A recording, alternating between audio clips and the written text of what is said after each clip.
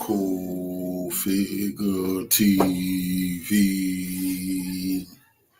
Revolutionary salute. Revolutionary salute. Like, share, subscribe. Welcome to the House of Revolution. Y'all know I'm your humble host, the y'all mean the revolution, and we living in the last days of the American Empire. The empire run by the small hats.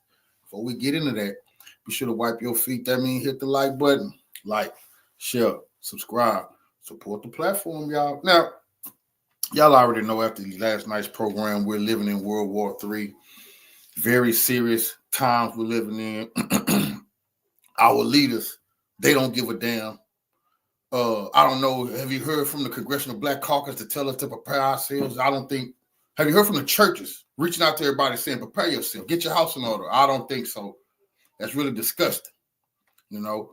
But Britain has allowed Ukraine to use their Storm Shadow mission. So now Britain, they're going to get a taste of the punishment too.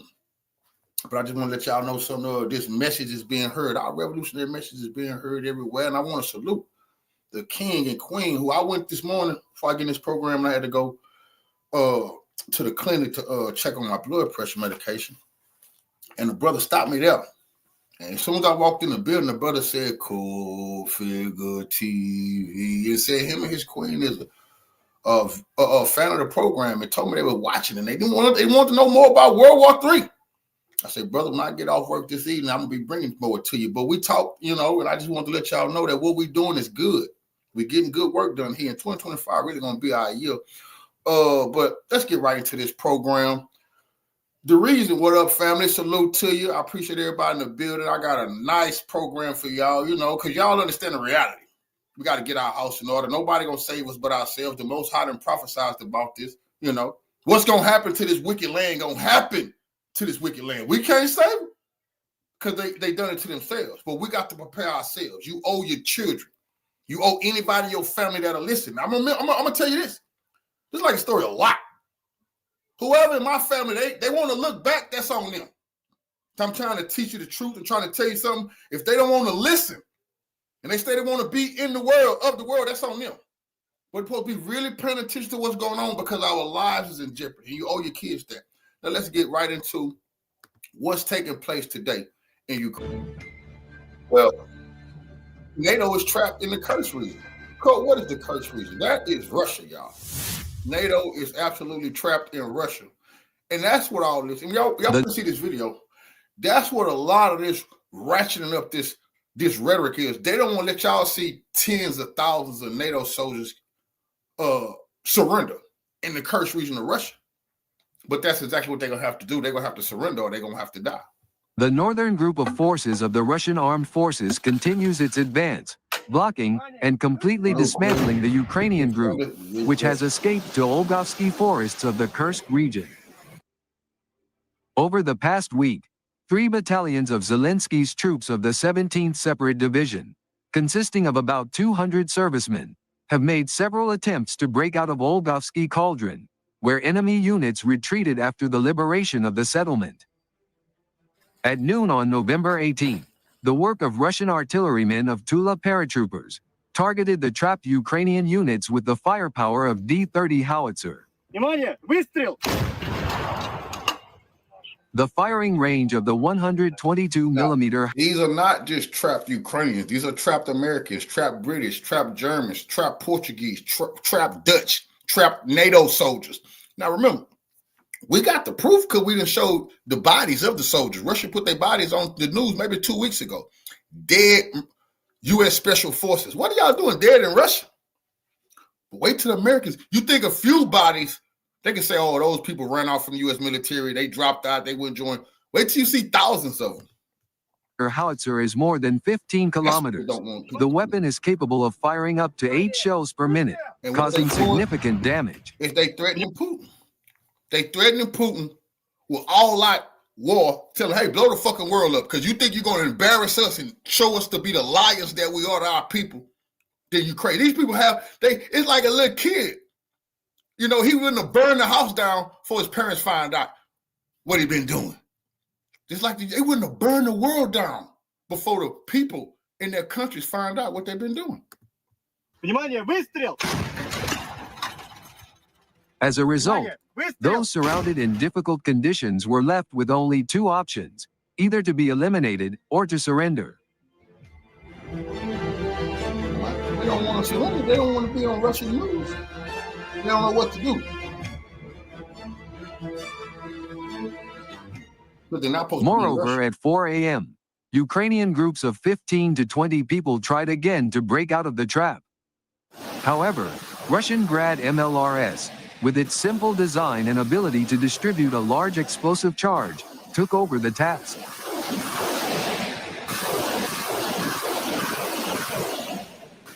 Given the fact that a single launcher Russia. is capable of firing a full salvo of 40,122 millimeters rockets over a wide area in less than 20 seconds, an effective fire attack resulted in more than 80 enemy soldiers being eliminated, another 40 soldiers being injured, some of whom were abandoned by their comrades.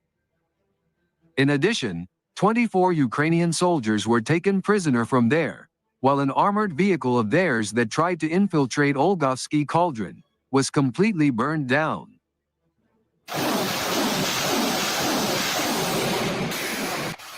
The northern group of forces reported on the advance in Olgovsky Forest Pocket. Images of captured Ukrainian troops have been added to the network in the first raid on the group. Come on, man. Them people captured right there, man. There's some Americans in there too, British. Them people is captured right there, man. Why the news ain't talking about that? Showing everything but these captured NATO forces right here, pretending like they're Ukrainian soldiers. Come on, man, the gig is up. By a kamikaze drone. According to the prisoners on November 19, between 400 and 600 troops fighting for Zelensky, including foreign soldiers, were surrounded in Olgovsky and Kremyanovsky districts. Including foreign soldiers, yeah, like Americans, like special forces. What the hell are y'all doing in Russia? And why y'all want the world to end before you have to confess your sins? No, those people going on the news in Russia because they got to surrender or they're going to die. You can't break them out.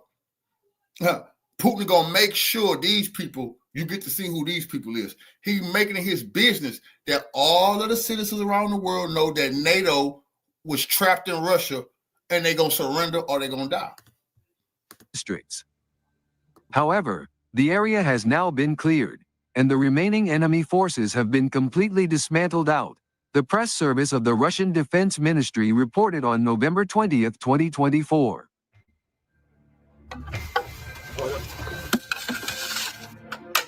Внимание, выстрел!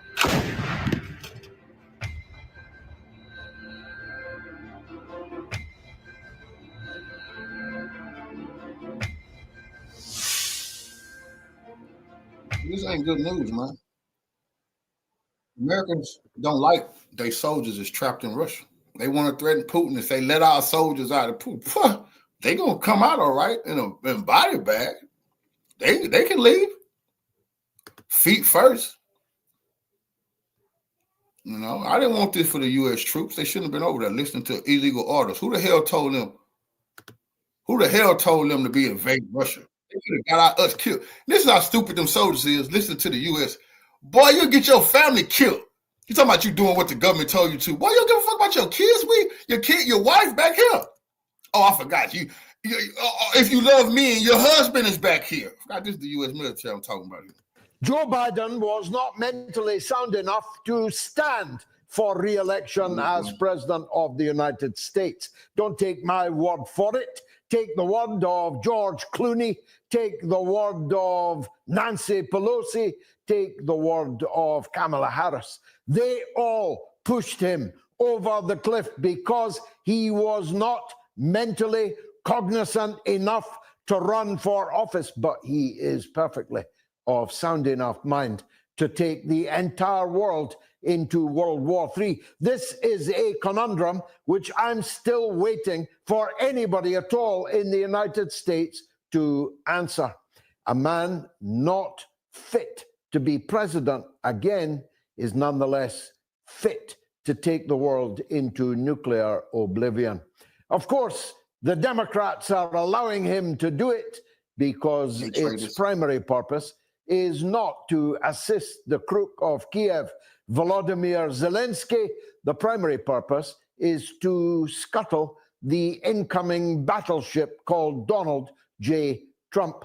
They are determined to sink Trump's presidency. Trump won't have no presidency if NATO keep playing stupid. What the hell? We keep talking about January, bro. We keep talking about January, man. We gotta make it through November. You gotta make it through December. Then we might, if the Most High feels good, we might get to see a January. What the hell make people think we're gonna see a Trump presidency? I don't know about that right now. That's just the damn truth. How we gonna get there? Freaking be president of DC blown off the fucking map. These people, they see they playing games. They don't understand reality here. Nobody's promised January Before it begins, just as they were in 2016. Then it was Russia, Russia, Russia. It was the Russiagate scandal.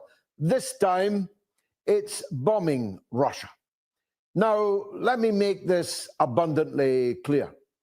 The Russian response will be swift and overwhelming. You don't have to take my word for that. You can listen to the man with his finger on the Russian nuclear trigger. Vladimir Putin has, as late as September, made clear that any attack by long-range missiles supplied and indeed targeted and indeed operated by NATO will be treated. That's what's so disgusting. These small hats who want depopulation, they know they got the right person in power that'll kill everybody. They want this. I know people can't wrap their mind around this because it's too horrible. But this is, we grown here. This is not for children. Put the kids to bed if they listening. But this is serious. You act like y'all know who run this world. Okay, then you should know. They say there's too many of y'all on this planet. They tired of poisoning your food. You're not dying quick enough. The jab ain't getting you up out of here. A bunch of y'all said you only want to take the jab. God damn, what we gonna do? They won't take the jab. Glove cops can't kill you. The blackface Ku Klux Klan ain't killing you enough in your neighborhoods with their gangbanging ass. The fentanyl, you ain't dead yet. They done shipped enough to you. These infectious diseases they've been giving you through sex, you won't go nowhere. So damn, they're like, shit, we just got to go to somebody who's not going to play with us when we make the wrong moves. Who not going to play with them? Putin. As a declaration bunkers, of direct involvement ready, in... You know, and I don't want to get too deep, but I keep telling people, man, you got Antarctica, you got places you're not even allowed to be around. You got places on this on this earth, this globe. I don't believe it's no damn globe, but we're not gonna get in that. But you got places in this land that we live in. You don't even know what some of it. You have been cornered and kept in certain areas because they say you can't go. You think they don't have a plan B? We talk, oh, it'd be a nuclear fallout. All right, but you don't even know. We have to listen to what they say the nuclear radiation was going to go. They people is liars and swindlers. All we know right now is they pushing a man who not going to play with us like that and who already letting them know what's going to happen. He done told you what's going to happen to you. You're going to get nuked. In the war by the whole alliance, even though only the United States and the United Kingdom have thus breached Putin's red line. All of them are closing their embassies in Kiev today, even those with the least to do. That's a fact. These cowards, imagine all of NATO closed their embassies in Kiev today. These cowards and ran underground. I hate these people, bro. They know what they're doing, then they're going to go hide out into something until it happens. And then talk shit from deep, deep underground in mountains and shit. Huh? They got Ukraine to play stupid, and then they left. Closed the embassy. We'll be back after Christmas. What a joke. With NATO decision-making, like the Greek government in Athens, for example. Only Israel has kept its embassy open in Kiev today, not fearing an overwhelming Russian response on the Ukrainian capital. It may be that they are counting on their previous special relationship with Russia to protect them from being targeted. My advice to them is to think again and send your diplomats home. The NATO alliance is thus jointly and severally responsible for a declaration of war and the perpetration of acts of war. I don't know how many shadow missiles were fired from the United States Armory, but I do know the cost of the British attack. 12 of these Storm Shadows were fired into Russian territory in Kursk at a cool £7 million.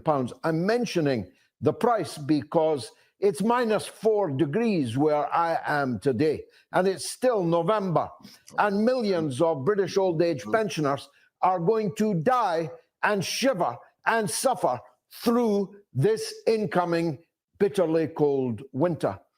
For the sake of saving money, the British government has withdrawn, removed, stolen the coal of their cold weather allowance. So the British people and the British Parliament have themselves to blame for the consequent. They finna steal everybody's money. You know, when the Big Bang happened, you got no money. The government need all that. There ain't gonna be no money in no banks. People need to understand what's finna happen, man. People been warning you, prepare for what's finna happen. It's gonna be a run on the banks real soon. You know, Reactions by the Russian armed forces. There's no point in bleating about that now. We elected this parliament. We elected this prime minister. Nobody in the British Parliament, I mean nobody in the British Parliament today objected to the firing of these British cruise missiles, for that is what they are.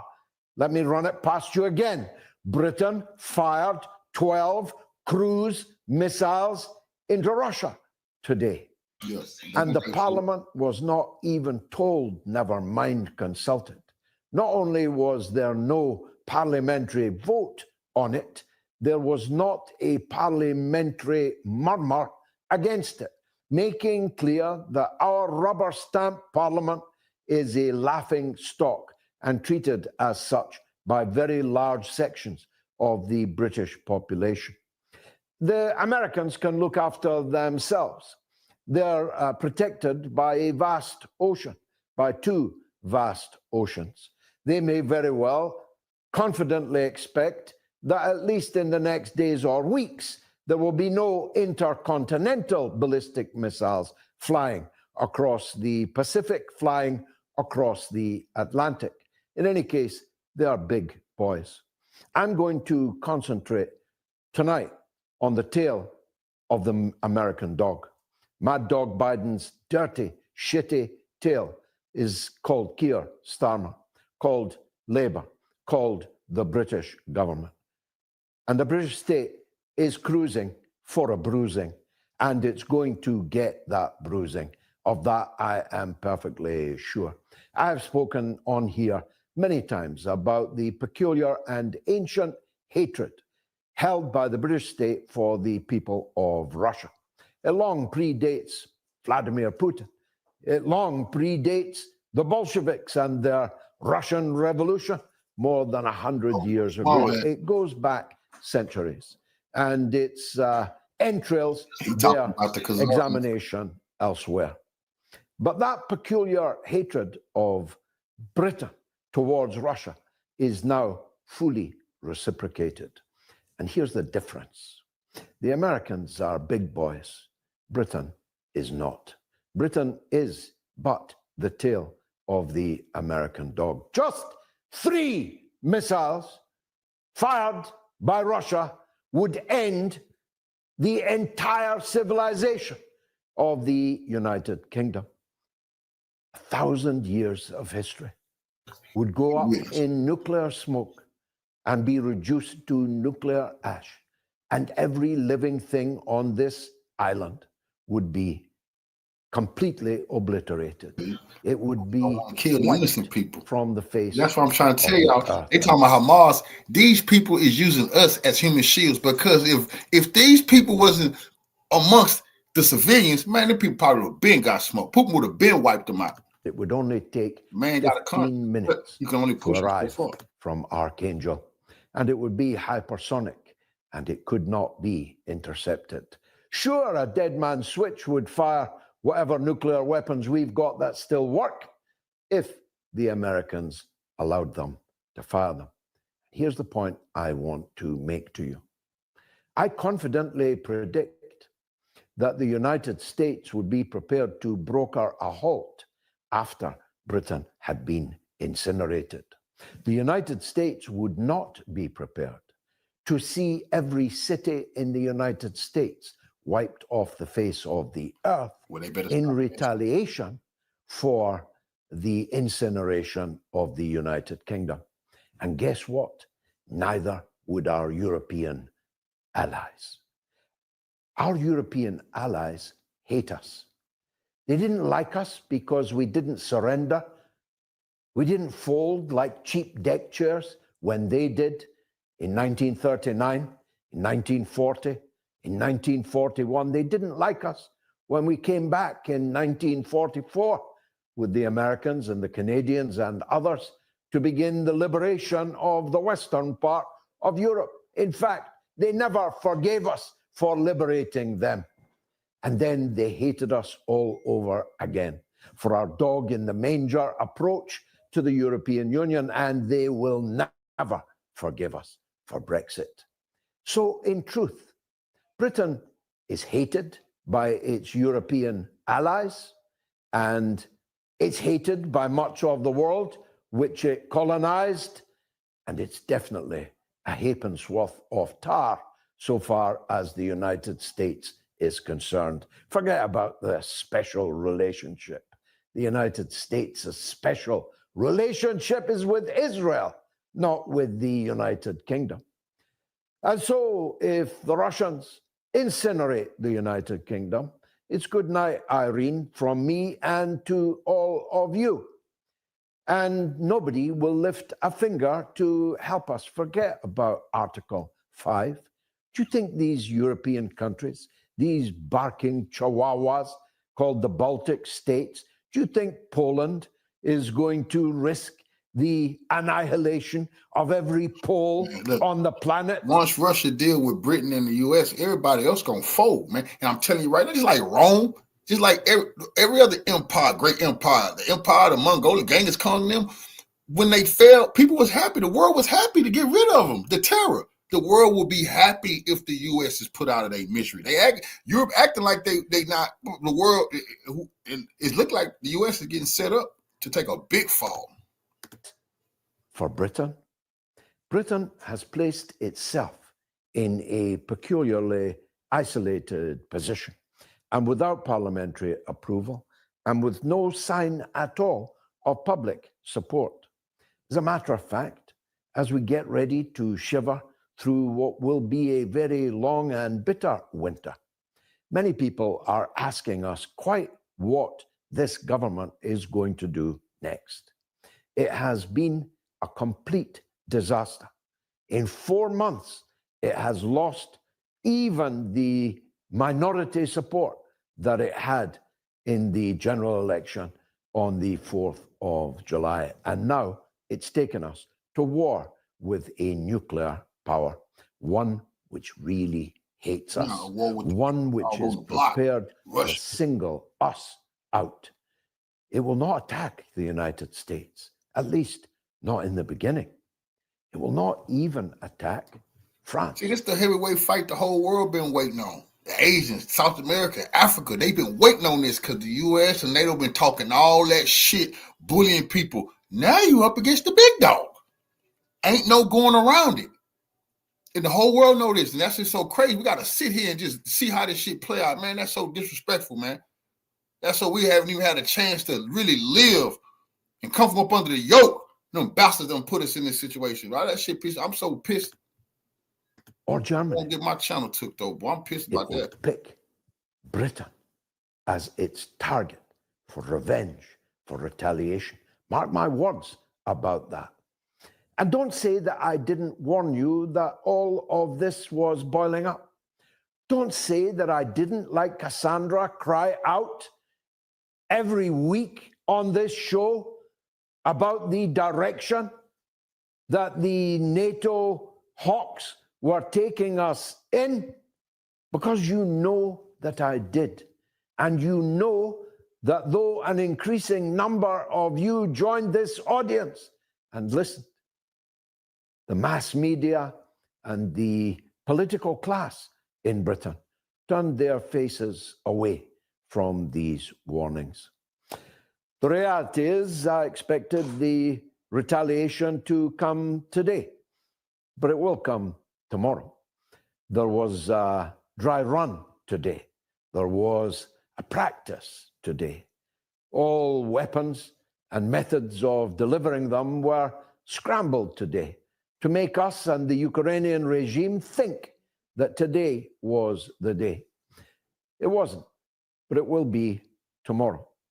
Russian television is showing military shows on all channels. It's showing maps with the lines which demarcate the extent of the range of the ATACMS missiles. I'm warning everyone living within range of these missiles, which is 190 miles, that they should move and should at least take the precaution of finding a place to shelter. The Russians have begun production of and distribution of portable nuclear bunkers. I don't know how effective they'll be when the shooting starts. They're not even reporting that. But I showed y'all that yesterday, that Russia is mass producing portable nuclear bunkers for the civilians in Russia. What is the U.S. doing for us? This ain't no game. But you know why they don't want to tell y'all to get ready for World War III? Because they don't want people to stop spending money. They don't want the stores to stop. They don't want people to start hoarding. They don't want. They know where to crash the economy. They won't tell us to get ready for what the fuck they done started. But Putin has prepared his society. He's not lying to them. And a lot of them, they won't. This is what they want. But it's a sign that the Russians fully expect all-out war, which will soon turn nuclear, for the reasons, again, that I have frequently adumbrated. If any one side begins to establish supremacy over the other, if one side begins to prevail, the other side will make use of whatever weapons it has in order to reverse the course of the battle. It's obvious. This is a battle between nuclear-armed powers. Neither can afford to lose once the shooting begins. So when the shooting begins, it can only escalate. The only way is up, up and up, and then the mushroom cloud. I don't quite know what else to say. Yoko Ono has re-released her and John's epic War is Over. If you want it, but we didn't want it enough. And the fact that it's being led by a demented individual, incapable of going to the lavatory alone, is a sign of how degenerate the so-called... How can these people just get their ass kicked? I've been preaching this.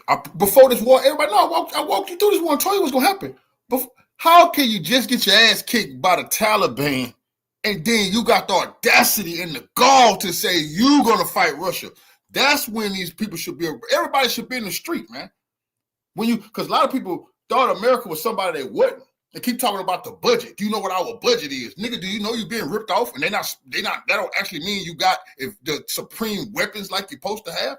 If you had the weapons you're supposed to have, how the fuck did the Taliban beat you? That's what every American should be saying. Once you rationalize that, you better wait a fucking minute. Yes, you lost to the Taliban. They ran you up out of there. They kept $7 billion worth of our shit. And now you done pissed off Russia? But then I understand y'all, everybody got to get up. I just got to work. We got to pay our bills. We got to keep the life running. But it's just something that got to snap in our mind. Like this, it can't continue like this. It's a scam on us. Because I keep telling people, America broke 30-something trillion in the hole. They don't got no money. You got money. You got savings. You got earning potential. They look at how old you is and say, you might live. They might get about 20, 30 good years of more work out you. And they process that type of shit and get credit off of that shit and borrow money from the IMF off of bodies.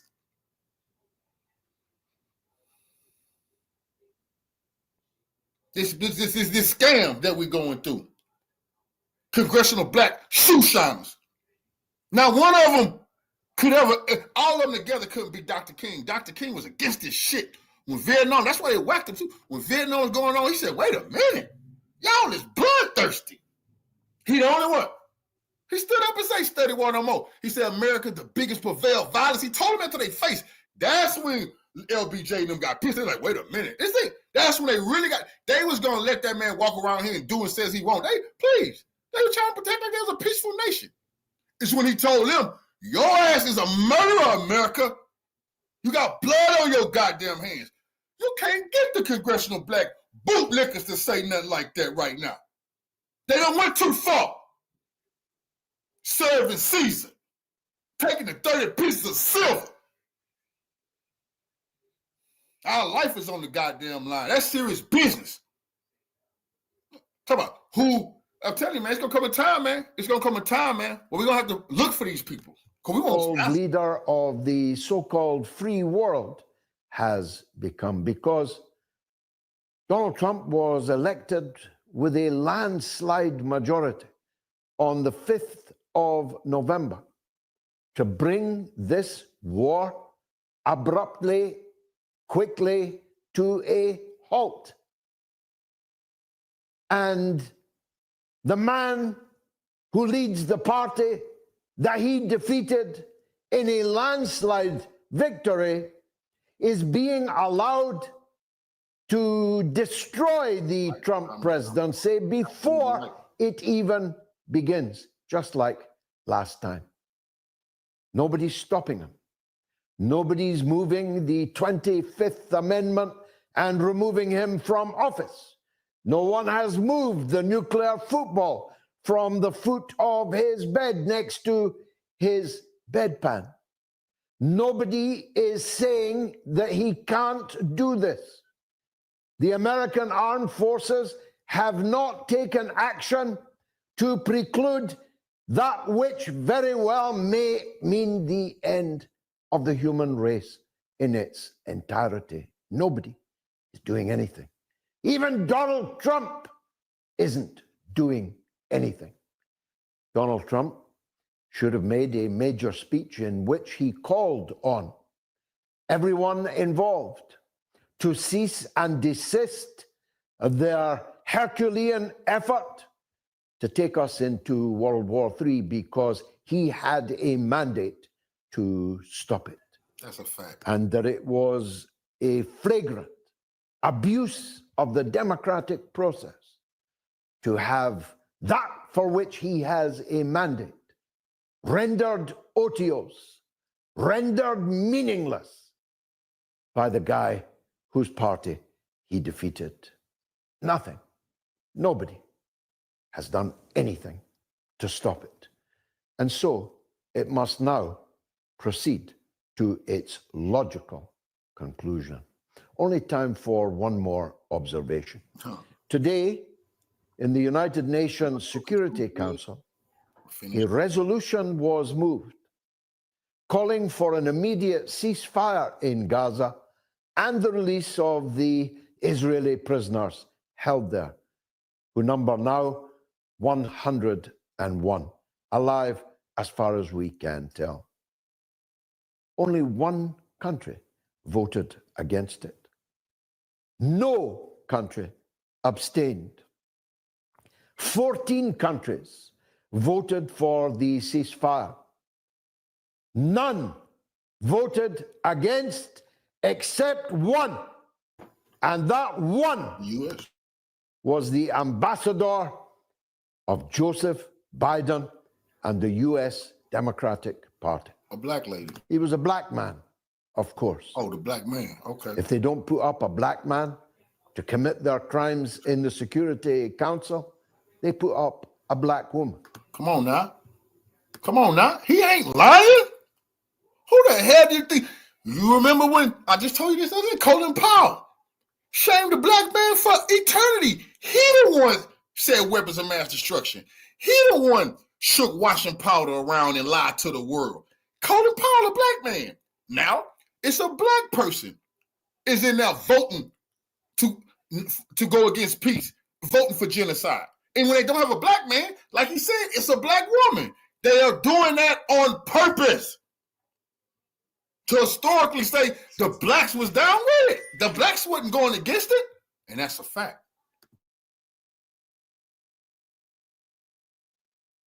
I've no idea of their sexualities, but I have every reason to believe that they are sensitized, conscientized to the LGBTQ plus agenda. But when they raise their hand, it's dripping in red blood.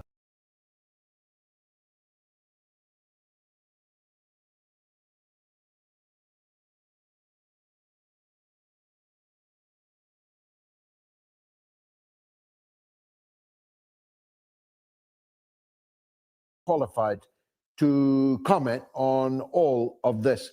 He's Colonel Daniel L. Davis, amongst other things, the host of the excellent Daniel Davis Deep Dive. Colonel Davis, thank you for joining us again on the Mother of All talk shows. These are desperate times, are they not? They are certainly fraught with risk. And by the way, thanks for having me on the show. It's always a pleasure to be on with you. Thank you. They're fraught with risk, but the risk is easily accessed, isn't it? It's easily established. Putin said, if you do this, the response will be condign. We did it.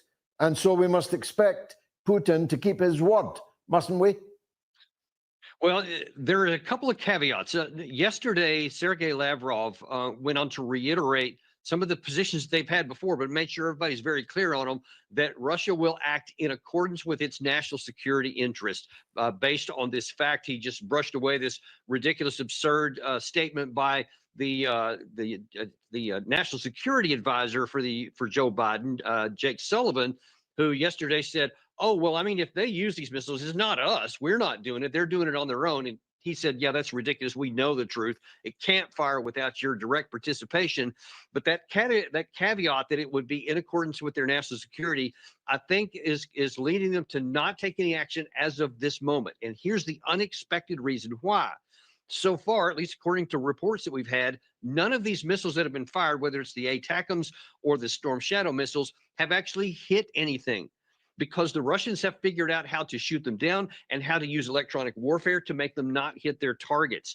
And it's definitely not in Russia's interest. They don't want to expand this war, but if they get hit and hurt, then I think that you are going to see them. I don't consider this a bluff by Putin at all. If any of these missiles, if they keep firing them and something gets through and something important gets hit, then I think you are going to see something in the West get hit as well. And then we will have this humongous risk for escalation into direct war between the United States and Russia. And then whether it goes nuclear on that, it starts to, the chances start going through the roof, because there's emotional men involved and some irrational ones, frankly, on the Western side. And so, yeah, I do worry a whole. Salute to our Queen. Faith Speaks for the donation to the war chest. Revolution is a way of life. I absolutely appreciate the love, Queen. Salute. Lot about it. We just have to hope that we can get 60 more days, because I think that's the other reason that Putin is not done anything yet. Because if he can, hope. We just got to hope, man. That we ain't gambling. That's gambling, nigga. You hoping and wishing it. No, we should not have to hope. We don't want to hope we live. That is fucked up.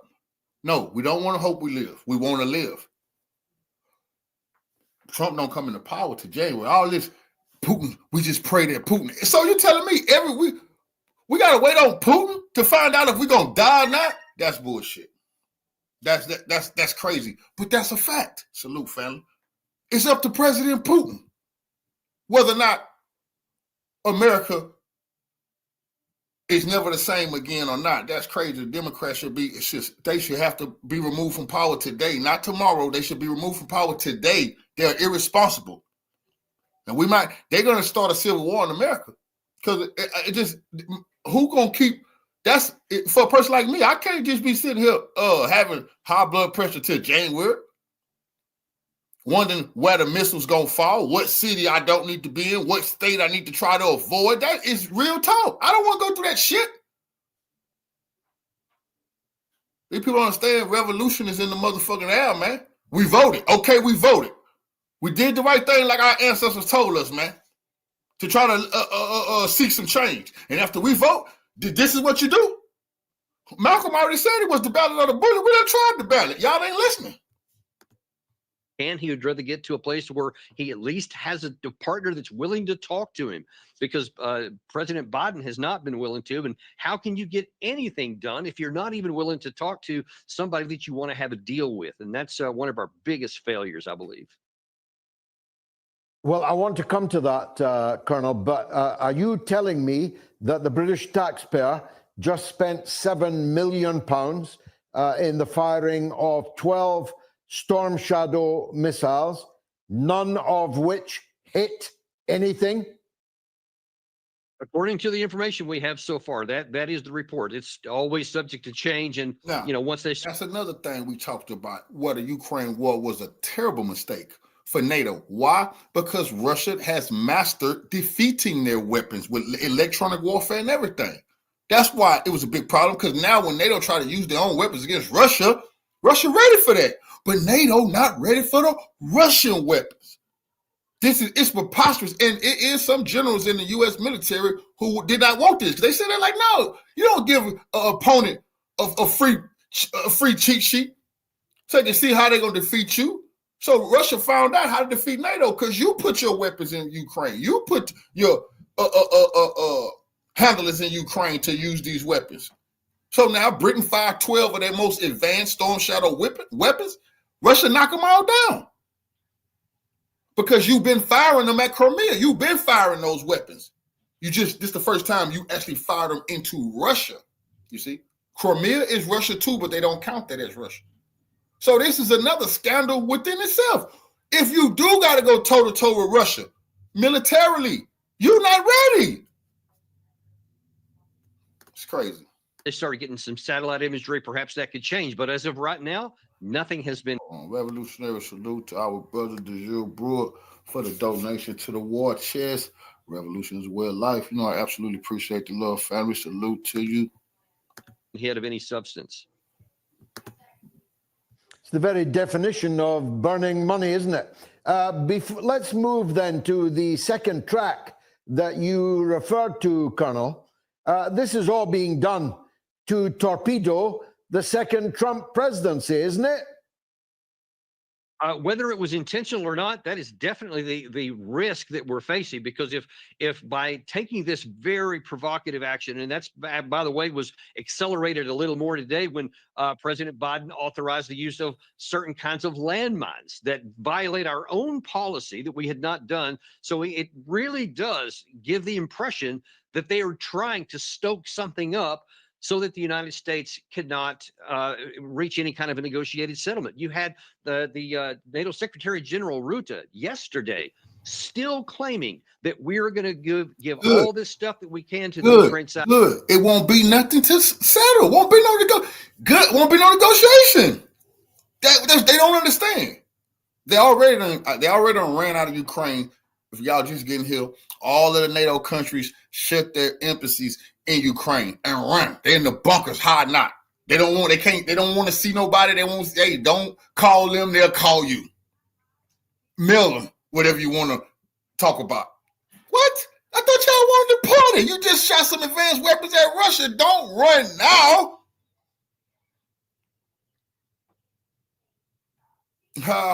But ain't gonna be no negotiations. I can guarantee. I'm the one saying it right now. It's gonna be total surrender or nothing else. I'm calling it right now. It won't be nothing for Trump to negotiate. Trump gonna just come in to presidency and talk to Putin about Europe, not Ukraine.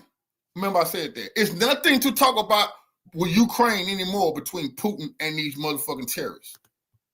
Side so that they can prevail, Wow. so that Russia will lose. And I've just got to tell you, I don't know what kind of delusional mentality could be going on in Brussels when they're still talking about victory, when the only question is how bad is Ukraine going to lose, not whether. Well, you're an There will be no country called Ukraine after this is over with now. It once was a Ukraine. It's over. Won't be no Ukraine. What's gonna happen is Romania gonna get a piece. They want a piece. Poland want a piece. Hungary want a piece. That's what y'all understand. Everybody been paying attention. It's NATO countries that say Ukraine got some of their land. That's where this going to go. That's where this gonna go. It's not gonna be a Ukraine anymore. They done blew it. Eminent soldier. Even I was a boy soldier. Mark Runt of NATO is a former perfume salesman and a failed politician in the mighty Netherlands. He doesn't even know what he's talking about. He has no background, knowledge, experience. He's never heard a gun fired in anger because, of course, he's against hunting. But the truth is, these NATO wallahs, and Runta himself said that he would personally expel the United States from NATO if it abandoned Ukraine. They are living in a land of delusion, are they not? Well, I would imagine that President Trump might be happy to hear that if he thinks that NATO wants to let go of the United States and all the money and all the support that we have provided. I think most of them are actually afraid that might happen. But if he wants to go down that path, I mean, why not? You know, and that really highlights another issue that is very much related to this, and that is if the Western European countries are so concerned about whether or not Ukraine wins or loses, then one would wonder why they're not giving out a whole lot more support. And I'm not just talking about money, but I'm talking about military support. And the fact that they don't want to diminish their own national resources and their own defense capacity, in my view, puts the truth to what they really believe, and that they don't think that Russia is going to come roll into the West, that they're going to roll through Ukraine, that they're going to hit into the Baltics or the Poland or anything else, because they don't have the capacity or the interest to do that. What they do want is security on their border. And that's what they have been unambiguous about since before the war, all the way back to 2014 and beyond, really, all the way back to 2008, when the NATO expansion was going on. Russia said, this is our red line. This is the problem. And it's not just NATO on the border, which they do have in the Baltics. As bad as that is, NATO in Ukraine has always been the non-negotiable, because it is on a plane that has basically an arrow pointing right to Moscow that a ground force could use if they wanted to invade, which has happened twice before in the previous 2 centuries. So it's a real big issue for Russia, and something that's well known by our side. So I don't know why we keep thinking that Russia would respond differently than we would if it was Russia or China on a direct path to either London or Washington. Now, on that subject of Washington, Colonel, this is, by any measure, you said 60 days. We had a Prime Minister, Harold Wilson, I wish he was here now, who said a week's a long time in politics. And that's when things moved a lot slower than they do today. Joe Biden and his administration, whoever's working him, whoever's operating his buttons, can do a lot of damage in 60 days without having to take responsibility for any of the consequences of what they do. Isn't there something fundamentally undemocratic about that? And why doesn't somebody do something about it? Well, it is certainly, it's both unprecedented and it's irrational, and it's, you can even, I think, go so far as to say unethical, because you're taking action. And you're right. I totally agree that 60 days might seem short in one circumstance, but it's an eternity in another, especially you see the speed which the administration first let the long range missiles go. And now that it's today added this issue of the landmines. et cetera. And I actually published a piece earlier this afternoon in the National Interest warning about these very issues right now. Because if anything happens because of these options or these actions, it's not going to be the Biden administration that has to pay the price for it. It's going to be tying the hands of the Trump administration, who was voted by the American people to come in and bring peace to this situation. He declared he would do that in stark contrast to his opponents. I don't know how they feel it won't be the Biden administration. Putin already said that the man said he will avoid population centers and he will hit the decision-making centers. Biden ass might pay for his sins. These people need to wrap their head around it. You who the hell you think you are? We keep going to this, when Trump get in the office. What office, man? Y'all fucking with a nuclear power. Who warned you that your oceans won't save you? Playing with them this time. This is what you really wanted. So, I see, in their mind, they want to live. We all want to live. But if you want to live, you should stop your government from making these dangerous decisions that they're making. You see, this dude right here, military guy, this dude should be at the military. Why you not go talk to your army buddies? Why you ain't talking to the generals? Shit. Revolutionary salute to our brother Tony for the donation to the war chest. Revolution is a way of life. Absolutely appreciate the love, family. Salute to you. But yeah, it's really no time for anybody to be sitting back waiting on Trump to get in office. We voted. That's a fantasy. We don't have that type of time. I don't believe we got the type of time. 60 days, shit. What the hell make you think you got that? And that's why and one of the reasons anyway, why the American people voted for him. And for now, then this administration, the outgoing, to take action which could precipitate the expansion of the war so that it would prevent the incoming administration to do what the people of America hired him to do, I think is very problematic and alarming. And it's unfortunately not just in this theater. You can also look at what's going on in the Middle East, and it's not at all uncertain that thing couldn't explode in the next 60 days as well, also tying Trump's hands into some real problems, of course, and that means throwing it on all of our backs in the United States. So there is some real trouble and some real problems. The problem is that there's no mechanisms by which you can, other than complain, you can't see it because this has never happened. There's no systems in place that would say, all right, if a outgoing administration does this, then you can do that, because it's never happened. We've just acted normal up until this point. Well, if this never happened, where's the military? Where's the people? Everybody can't be on the same side. Where are the people who swore to stand against enemies, foreign and domestic? I done heard that so many times. We got domestic enemies, man. Trump said the inside within, they Democrats was laughing. We see the enemies within right now, who going against the democracy that they fucking talking about.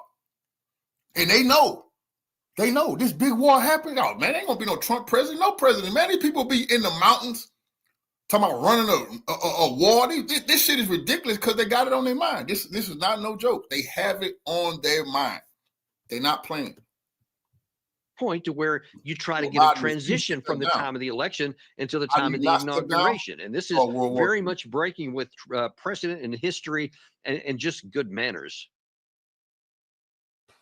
Yeah, good manners. But something has to be done about it. You've got far too long an interregnum between the 5th of November and the 20th of January. It could be told if the incoming administration knew that the outgoing administration would not do anything that would fundamentally wreck the election program of the election winners. But now that we have this situation, it seems to me something that Donald Trump needs to put on the agenda. Now, it's Mad Dog Biden's birthday today, I see. Barack Obama has just wished him happy birthday. I don't know how sincerely. Would this not be, once he'd eaten his cake, would this not be a good time to raise the issue of the 25th Amendment, whether Joe Biden is still fit to carry out his duties? Well, you listen, you just based on the actions and the things that we've seen, and I'm not talking about just in the last week, but gracious, I mean, you can go back into most of the last year and ask a lot of those very valid questions. But, the political reality, I don't have to tell you, you know better than I do, is that in the last 60 days, nobody on the Democratic side would dare to do that. with the possibility. Joe Biden should be arrested. Never forget, Ukraine is a scam that he personally done fitted off of. He the big guy who been getting 10% off this motherfucking shit. Him and his crackhead son. You see, he got more at stake than people believe. If people say, whoa, wait, you the wrong dude to be cranking this up. You've been getting paid, big guy, 10%. That's serious goddamn business, man. Joe Biden needs to be arrested. This is his personal fucking project, Ukraine. Finna end the world over his money laundering schemes. Him and his crackhead son. Exception of, and I will say that there's a sliver of a possibility here that Biden could say, oh, you know what, I can't really finish out, so I'm going to hand off to Kamala Harris and let her become the first woman president, so she'll actually break through that, et cetera.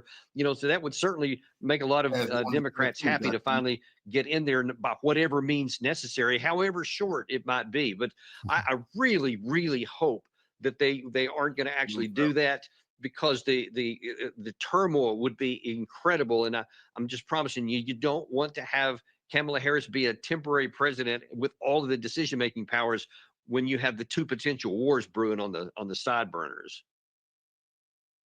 Now, when you put it like that, Colonel, you're probably right. Let me rescind my former previous suggestion.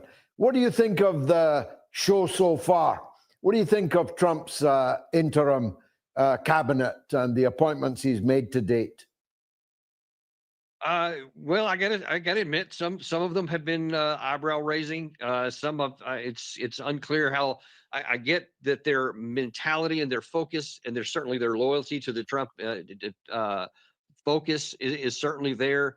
But there are some others, and I'll just hold up Tulsi Gabbard as the primary one. Even though she's been vilified in some quarters of the United States, she is absolutely, in my view, the absolute perfect and best selection that he's made so far. I would have actually and did actually suggest that she should have been Secretary of State, where she could do the most good, because you know, she is number one, she's a combat veteran. She's still a serving lieutenant colonel.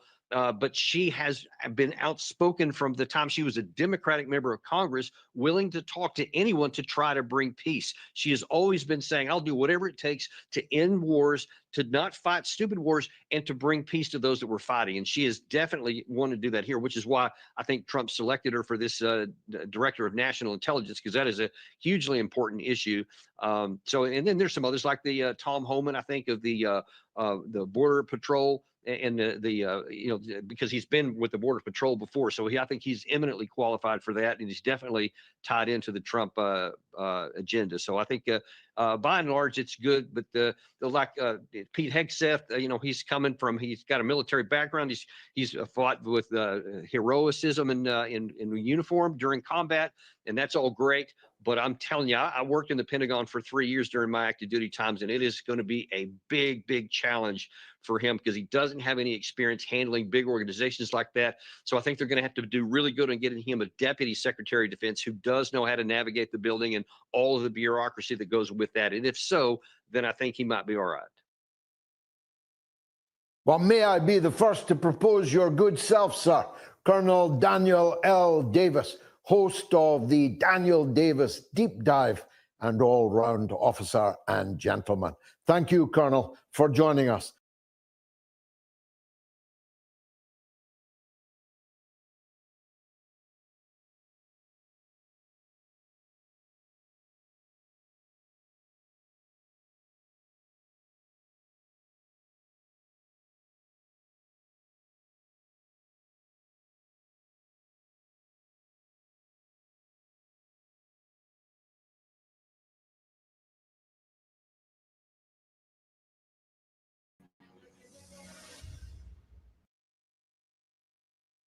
Unlawful in all but 5 countries, 3 of which are Russia, Ukraine, and the US.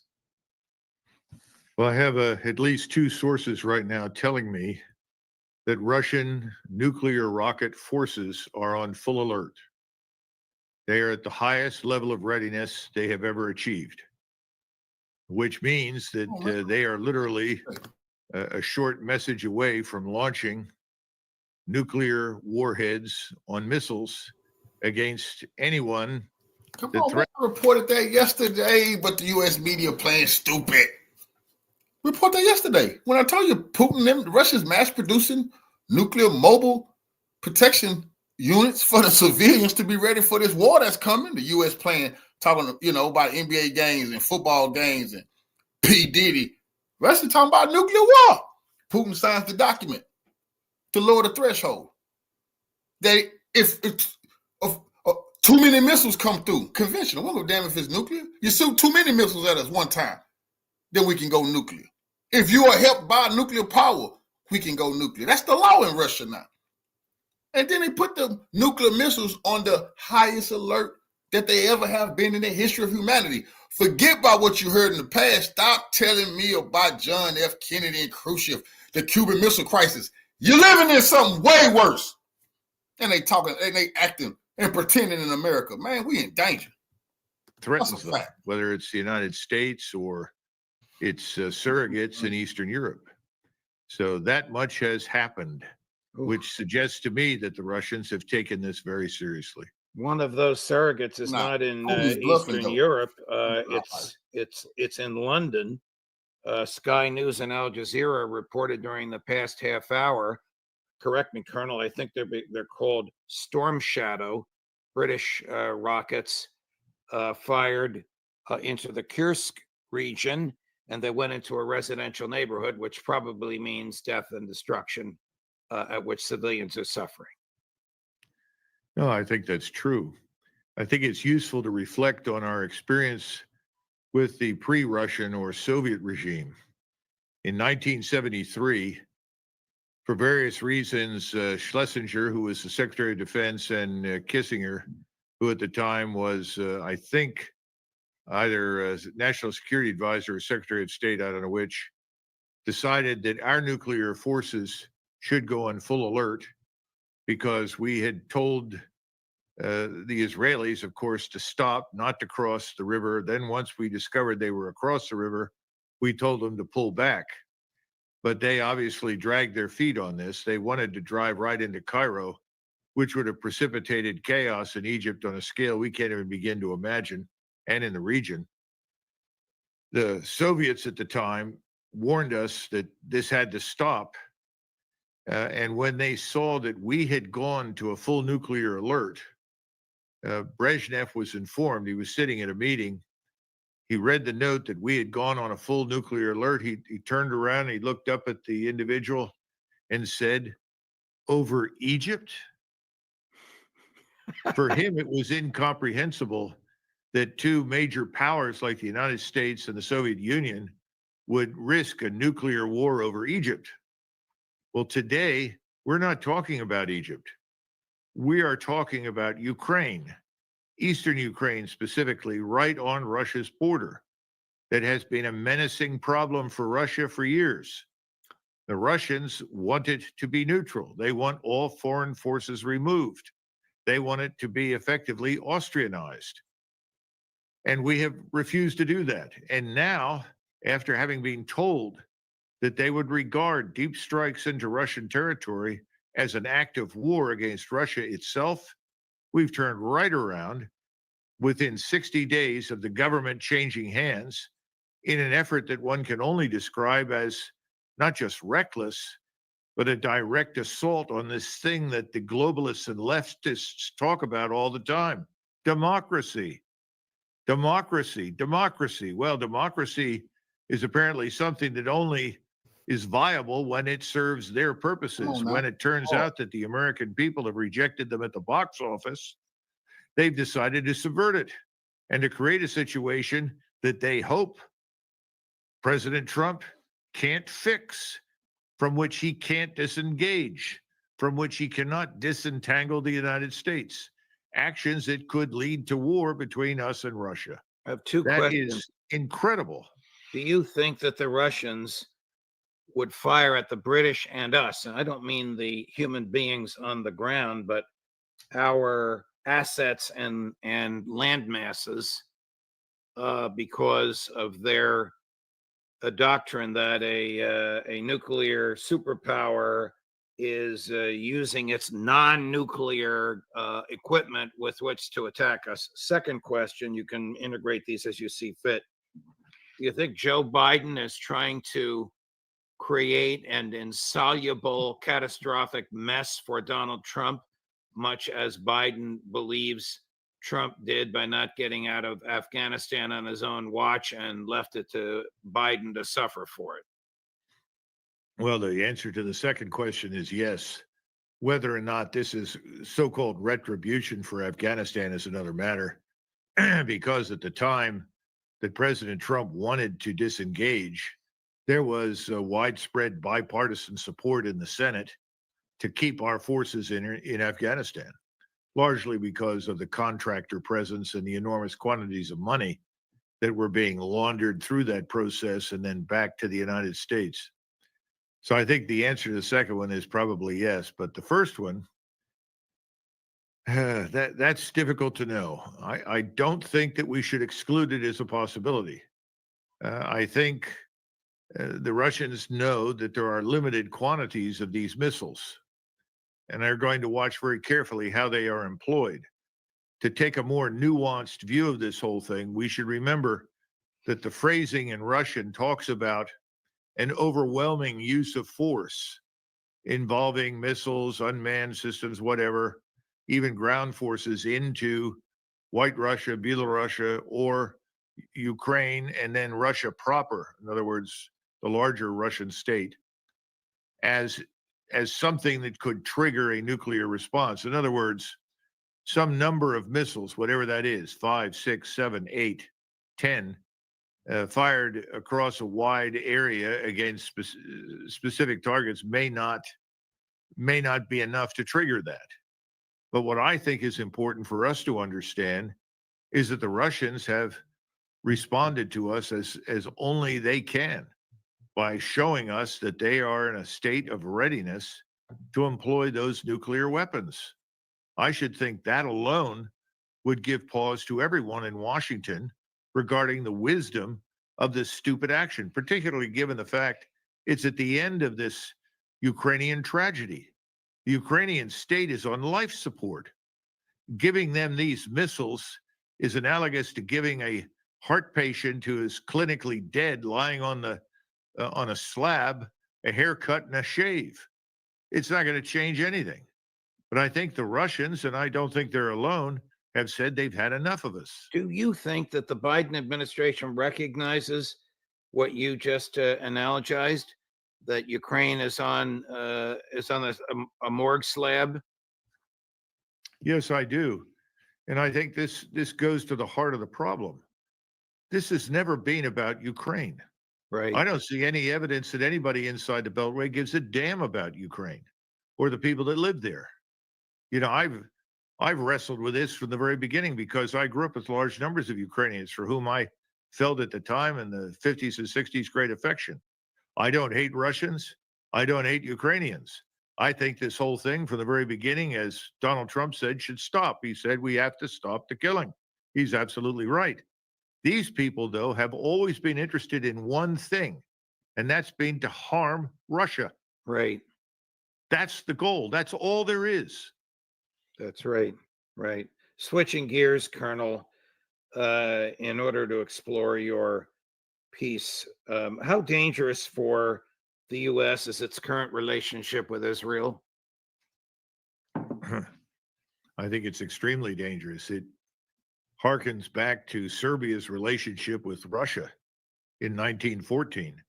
Russia was not allied with Serbia. We are not allied with Israel. Everybody keeps saying, oh, it's our best ally. That's nonsense.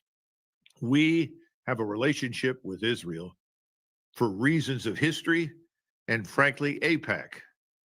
That's why we have a relationship with Israel. Israel is in charge of that relationship.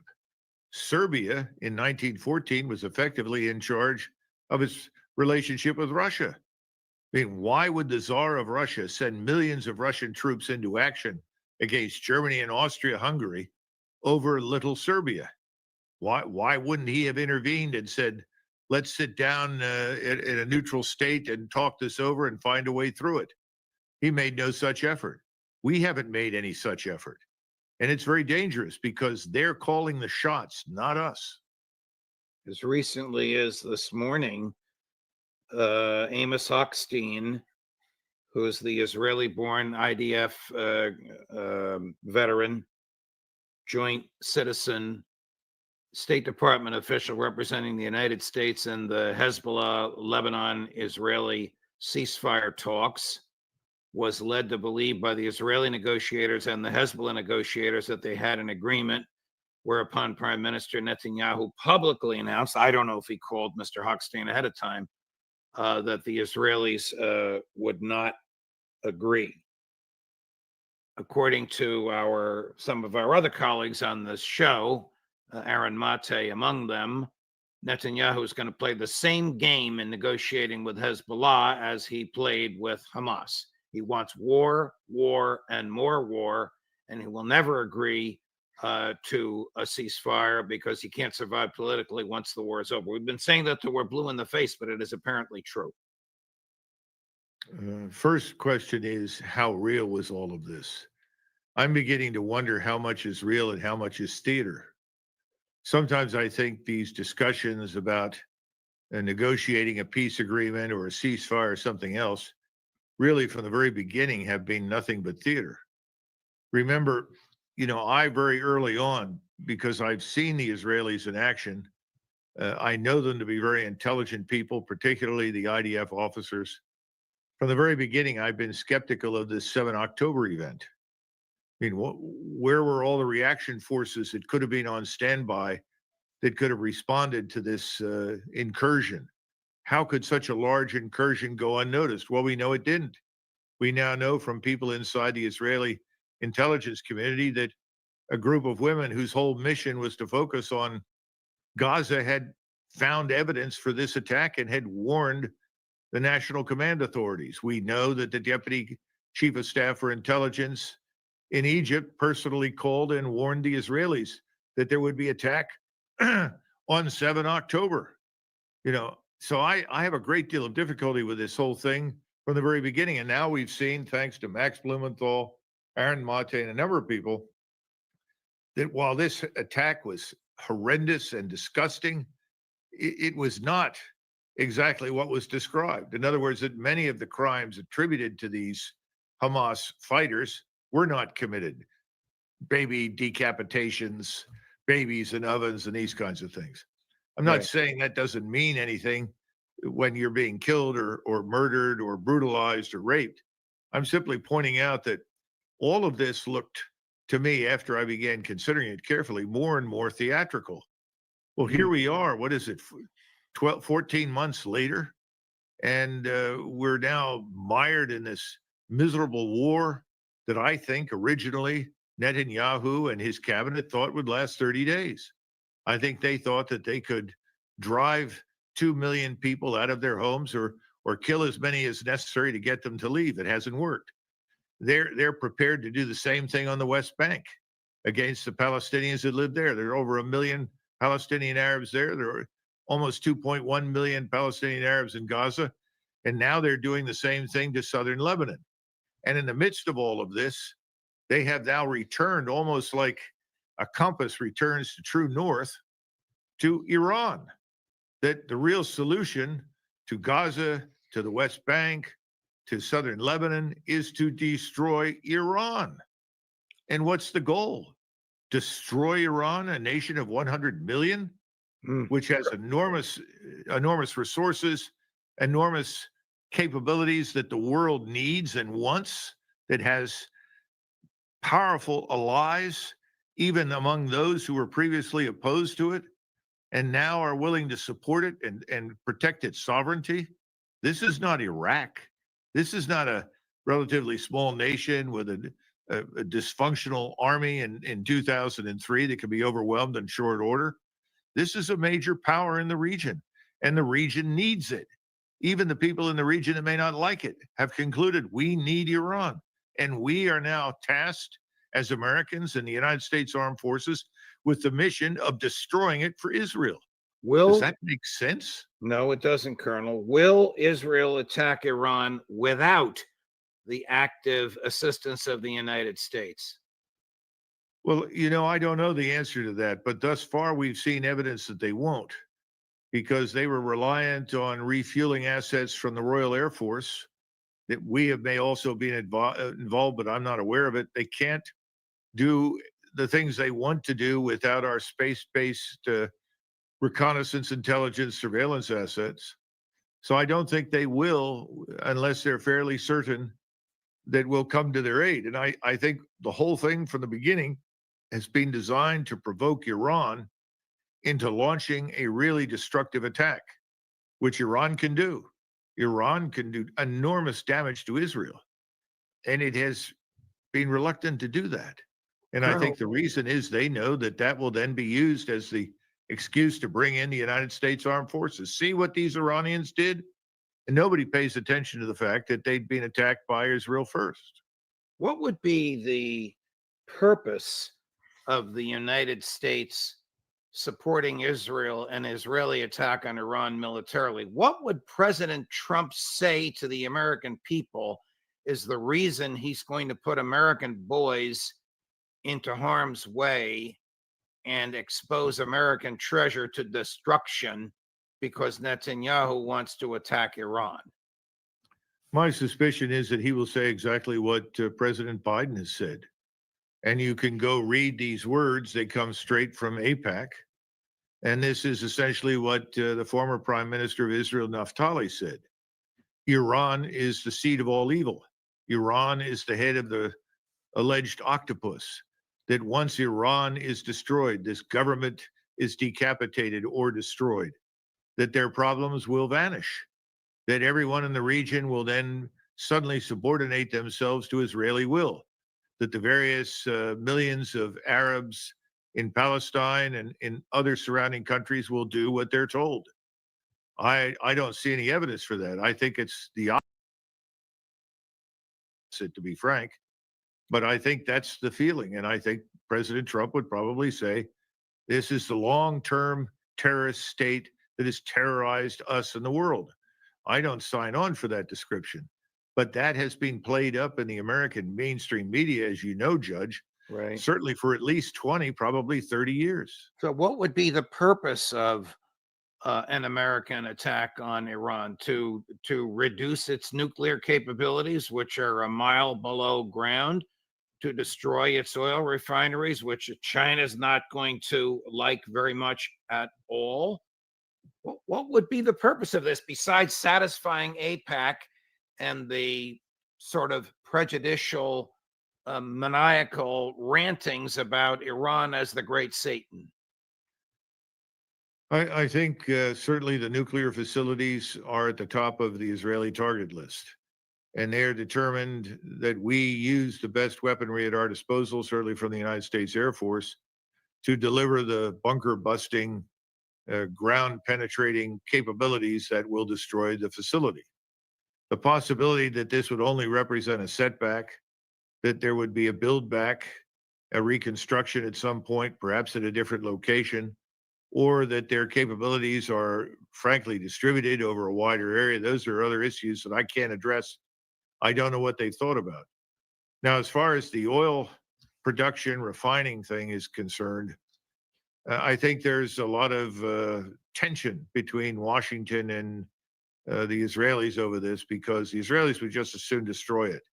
They would like to reduce Iran to a state of total poverty and incapability, incompetence, and turn them into a, as we used to say many years ago, bomb them into the Stone Age. I think that would be the preference. That's not necessarily ours. In fact, I don't think it is, because we understand the larger implications.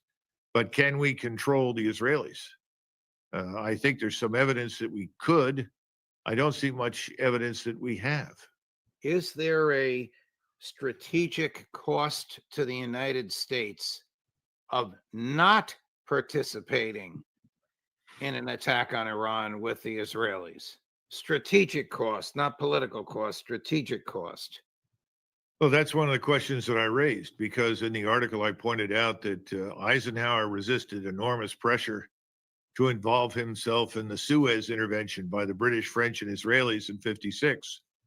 And in fact, he made it impossible for them to stay there. There were lots of people who insisted that Nasser was another Hitler, and that eliminating Nasser was critical and essential. The only way to do that was to go directly into the country, regain control of the canal, which had formerly been under the British, and assassinate, remove Nasser and his lieutenants. Well, it didn't happen, but it turned out that Nasser was not nearly as capable and effective as his successor. And there were still wars after that. So, that's one example. That's not the only one. Eisenhower was under a lot of pressure by people inside the Department of Defense and State to consider fighting a war against China when he took office in 1953. And obviously he decided not to do that and walked away from it. In other words, if you walk away from something, what's the cost? Well, the cost to him was minimal. Right. I don't think the cost to us would be very great at all. In fact, I think the opposite would be the case, because right now the cost to us strategically in that part of the world, and I would argue through most of the world, certainly outside of Europe and North America, has been horrendous. We have lost any credibility that we once had as this paragon of justice and fairness, as standing for what we think is right. And particularly, we talk all the time about human rights. Well, what about the human right to live, which is the one that is being deprived right now from the Palestinian Arabs and others that don't agree with Israel? I know from being a journalist myself that you don't always get to control the title of your article, but if you chose this title, Trump and the Storm of the Century, why did you do so? Because this event in the Middle East has the potential to be much like the events of July and August 1914. Iran is far larger than Serbia, far more capable and powerful. It has friends. These friends will not desert Iran. We have tried and have been unable to isolate Iran from China, from Russia, from India, and any number of countries in the world that want to trade with Iran. Now we tried very hard with the Abraham Accords to drive a wedge between the Sunni Arab states and Shiite Iran. That has failed. China came in and brokered an agreement, and all of the peninsular Arabs have come around to realizing they don't have to fight Iran, and Iran doesn't have to fight with them, and that together they can all be prosperous and make a great deal of money. And that is where their heads are. So right now, you could end up in a regional conflict that actually becomes global. Because if you're sitting in Russia dealing with this man Biden and his deep strikes, where's the incentive for the Russians to help us in the Middle East? If you're Chinese and watching all of this and listening to the utter nonsense about Taiwan and why we should put our entire nation at risk for the defense of Taiwan when there's no evidence the Chinese want to attack it anyway. But the bottom line is they're not going to take us seriously either. So why not line up and align yourself with Russia? And there, of course, is India. You start adding up the numbers, you have the largest body of the human population on the planet arrayed against you. Why do we want to do this? Thank you, Colonel. Thank you.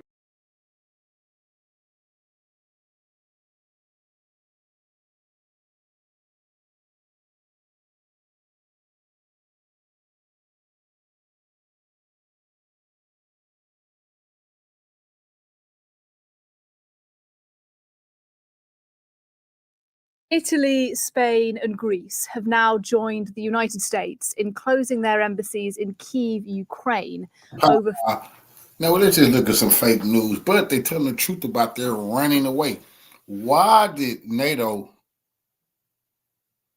push Ukraine into making the worst mistake they could ever make and then try to abandon Ukraine? Because that's what they're doing. See, they're talking about we're going to stand with Ukraine. Why the hell are you running away from Ukraine? The fears of a significant Russian attack. The French and the British embassies do remain open, but they have urged their nationals to exercise particular caution today. The news comes hours after the Biden administration is reported to have approved the use of landmines by the Ukrainian army in a bid to slow the Russian advance. It is one of several steps that President Biden has taken recently to up military support for Ukraine before Donald Trump returns to the White House next year. Well, let's speak to Gulliver Cragg, our correspondent, about all of this. He's live for us in the heart of Kyiv now. And Gulliver, first of all, on the embassy's closure, this is unusual, isn't it? How significant do you think it is?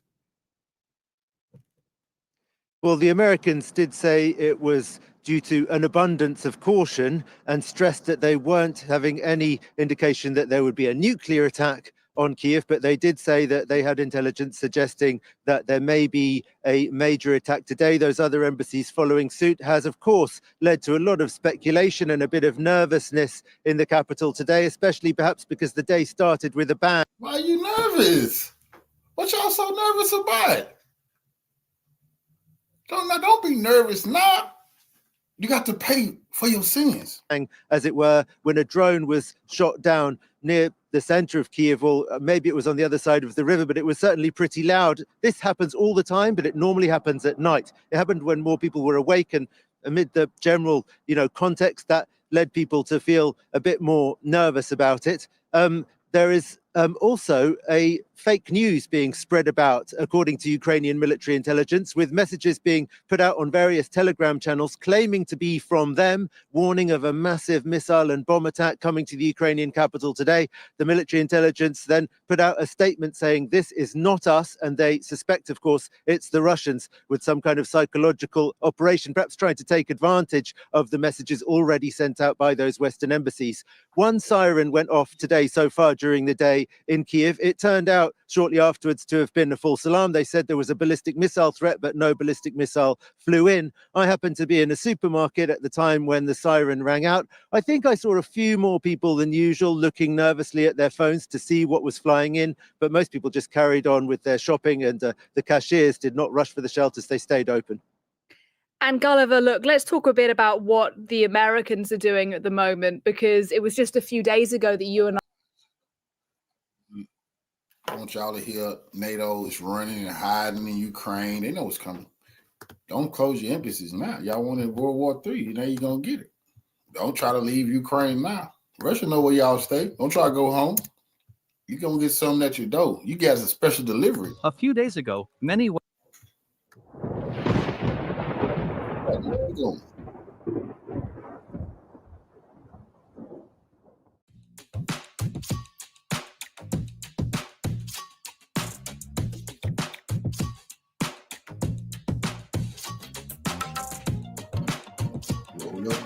Get them, man.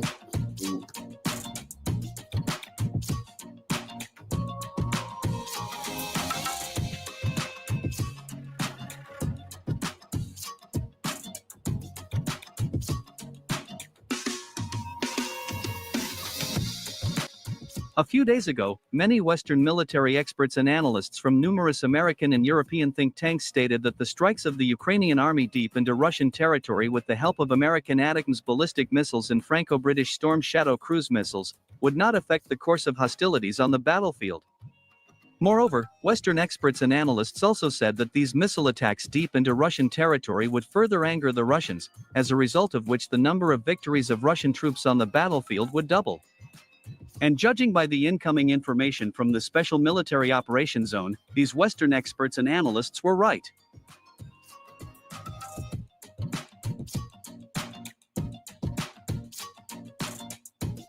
So, a few hours ago, war correspondents announced the Russian army's latest successes in the front's key areas. In particular, Russian and Ukrainian war correspondents declared the start of Ukrainian troops pull out from the settlement of Sansovka, in Korokovo direction of the front. According to them, this settlement is already under the full control of the Russian army. It is reported that units of Russian troops have already hoisted the Russian flag in the southern part of this settlement.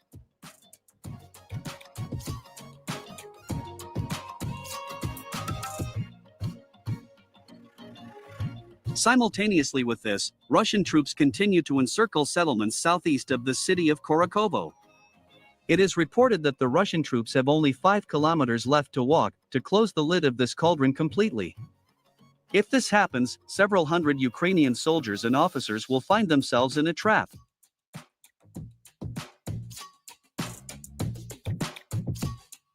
In Korokovo itself, the situation of the Ukrainian army has also deteriorated rapidly over the past 24 hours. Even Ukrainian propagandists can no longer hide the truth from the public. In particular, the Ukrainian news resource Deep State, working in the interests of the Ukrainian military department, was forced to admit that the Ukrainian army had lost control over most of the city of Korokovo. Moreover, these Ukrainian propagandists also admitted that the Russian army had taken full control of such settlements as Katarinovka and Antonovka.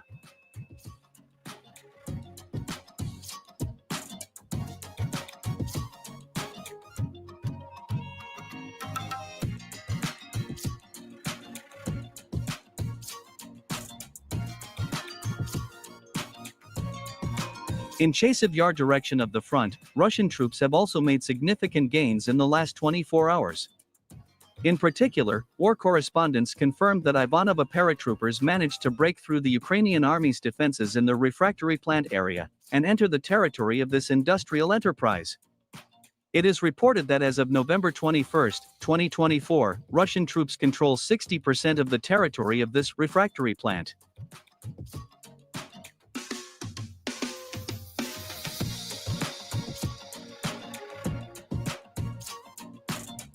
Western military experts have already called this breakthrough of the Russian army a real disaster for the Ukrainian troops.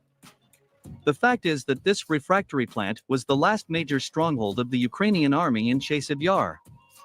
In addition, this industrial enterprise's territory is also the highest point of the city. Now, the Russian troops can perfectly see the entire city at a glance. Against this backdrop, even pro-Ukrainian Western military experts and analysts said that Chasiv Yar is doomed, and that the transition of this strategically important settlement under the control of the Russian army may take place in the coming weeks.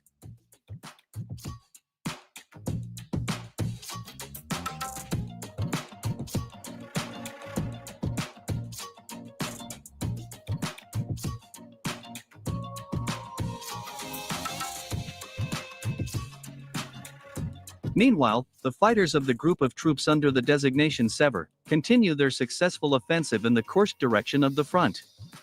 According to war correspondents, Russian troops have significantly advanced in the southern and northern parts of the Sudzansky district of the Kursk region. Moreover, it was reported that in the Kursk region, Russian combat aviation began to use new types of guided aerial bombs of the Fab family with a special incendiary mixture. In particular, these aerial bombs are actively used in the battle for the settlement of Leonidovo.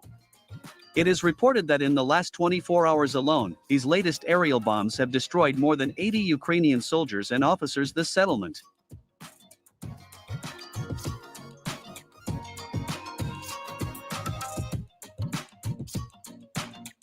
Despite the heavy losses in manpower and equipment, the Ukrainian army also does not abandon attempts to regain the recently lost settlements of Deraino and Novoivanovka. It is reported that on November 20th, Ukrainian troops attacked these settlements 6 times. However, the Russian Marines of the elite 155th Marine Brigade of the Pacific Fleet repelled all enemies' meat assaults, destroying 5 U.S. Bradley infantry fighting vehicles with Ukrainian paratroopers on board.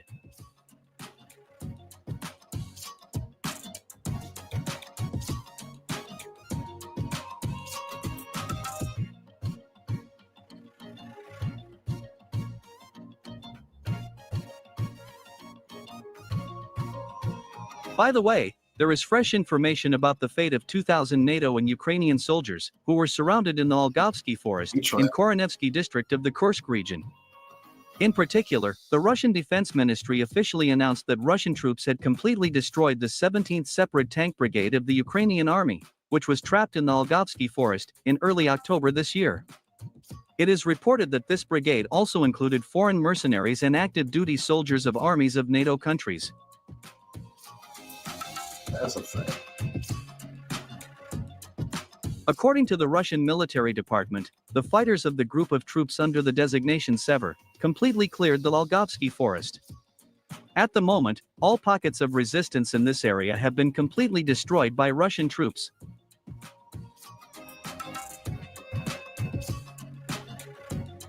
In addition, the Russian military also confirmed the destruction of another group of NATO and Ukrainian soldiers, who were surrounded in the area of the settlement of Tolsty Lug. At the same time, it is worth noting that several... That's why Britain and America has escalated and they're going crazy because their fucking troops is trapped in Russia.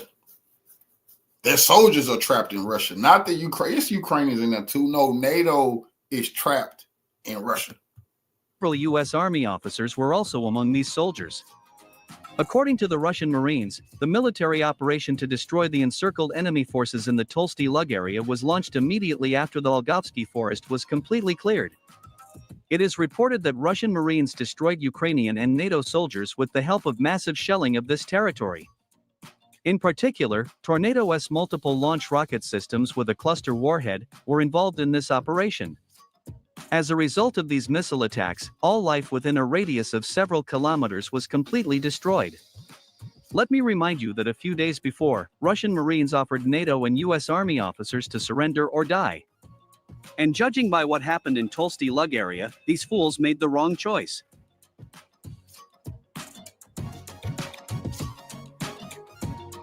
Commenting on the situation in the Kursk region, the commander of Spetsnaz Akhmat, General Apty Yalatinov, officially stated that despite heavy losses, the Ukrainian command and NATO generals continue to transfer a large number of foreign mercenaries and NATO soldiers to the Kursk region.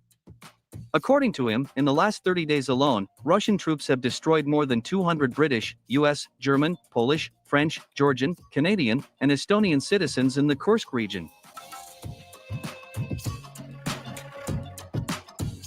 Come on, man, what is NATO doing fighting in Russia?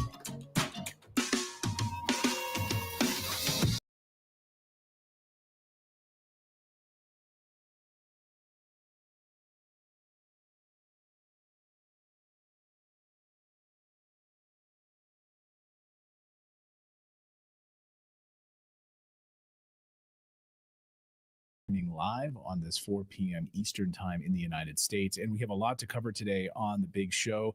I mean, literally the warmongers, I think they're all absolutely insane.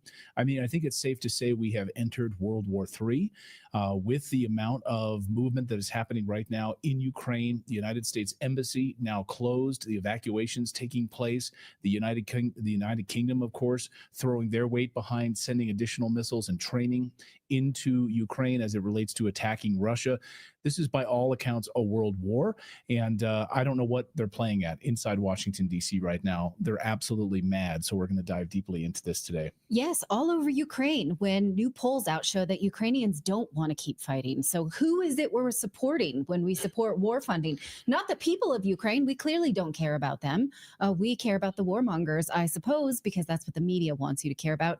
We don't. We want peace. We are peace extremists. That's our main platform here. We're not partisan other than full-on peace platform. We're also going to talk about Seymour Hersh's recent report about Gaza and how he calls it a full-on Holocaust there. It's horrifying, but we're going to take a look at that because he's a journalist that we trust. Well, and Seymour Hersh, of course, who's the one who broke the Nord Stream pipeline story wide open. So again, yes, he has impeccable sources. So we're going to look at that. We're also going to look at what's going on in the UK right now. Zaluzhny, of course, who is the commander of the Ukrainian military in the UK right now, meeting with Ukrainian troops who are being trained by the UK government. Did the United Kingdom, did the British people sign up for this? Like, if you're joining us from the UK right now, are you excited that you're about to be attacked by Russia? Are you excited that your country is leading us into a nuclear war right now? So we're going to look at Jim Ferguson's going to join us to talk about the UK. We're going to ask him angle. exactly that. How much, Jim, do you want you and your kids to be dragged into a draft for war? Because the UK has said that they need to do that. Also, do you know about Canada? You know, Canada, that country up north? I'm familiar. Super nice people who are about to be invaded because of Justin Trudeau's wide open border policy. And you have right now Ottawa, Montreal, Toronto setting up migrant camps to handle illegal immigrants coming across the border. Sound familiar? And oh, by the way, what's amazing is too, they're going to be setting up these migrant camps right next door to children's playgrounds. So that'll go well. Cool. Canada, we're going to dive deep into that. All of that and more on today's show. Welcome in. Let us know where you're joining us from. Great to see everyone. I see Serbia here, the United Kingdom. Great to see you from all over the world, from Africa today. Thank you guys for joining us. We're streaming live on YouTube, on X, and on Rumble. We're going to get to all of your news in a second here, but we have our redacted store. I should mention our Redacted store because it's built on Shopify, and a lot of people, get ready to make their purchases for the holidays. Mhm. And if you have a Redacted fan out there, somebody who would like, one of our products, you can go over and check it out. But Shopify handles the entire back end right now of our entire platform. Yes. Sorry.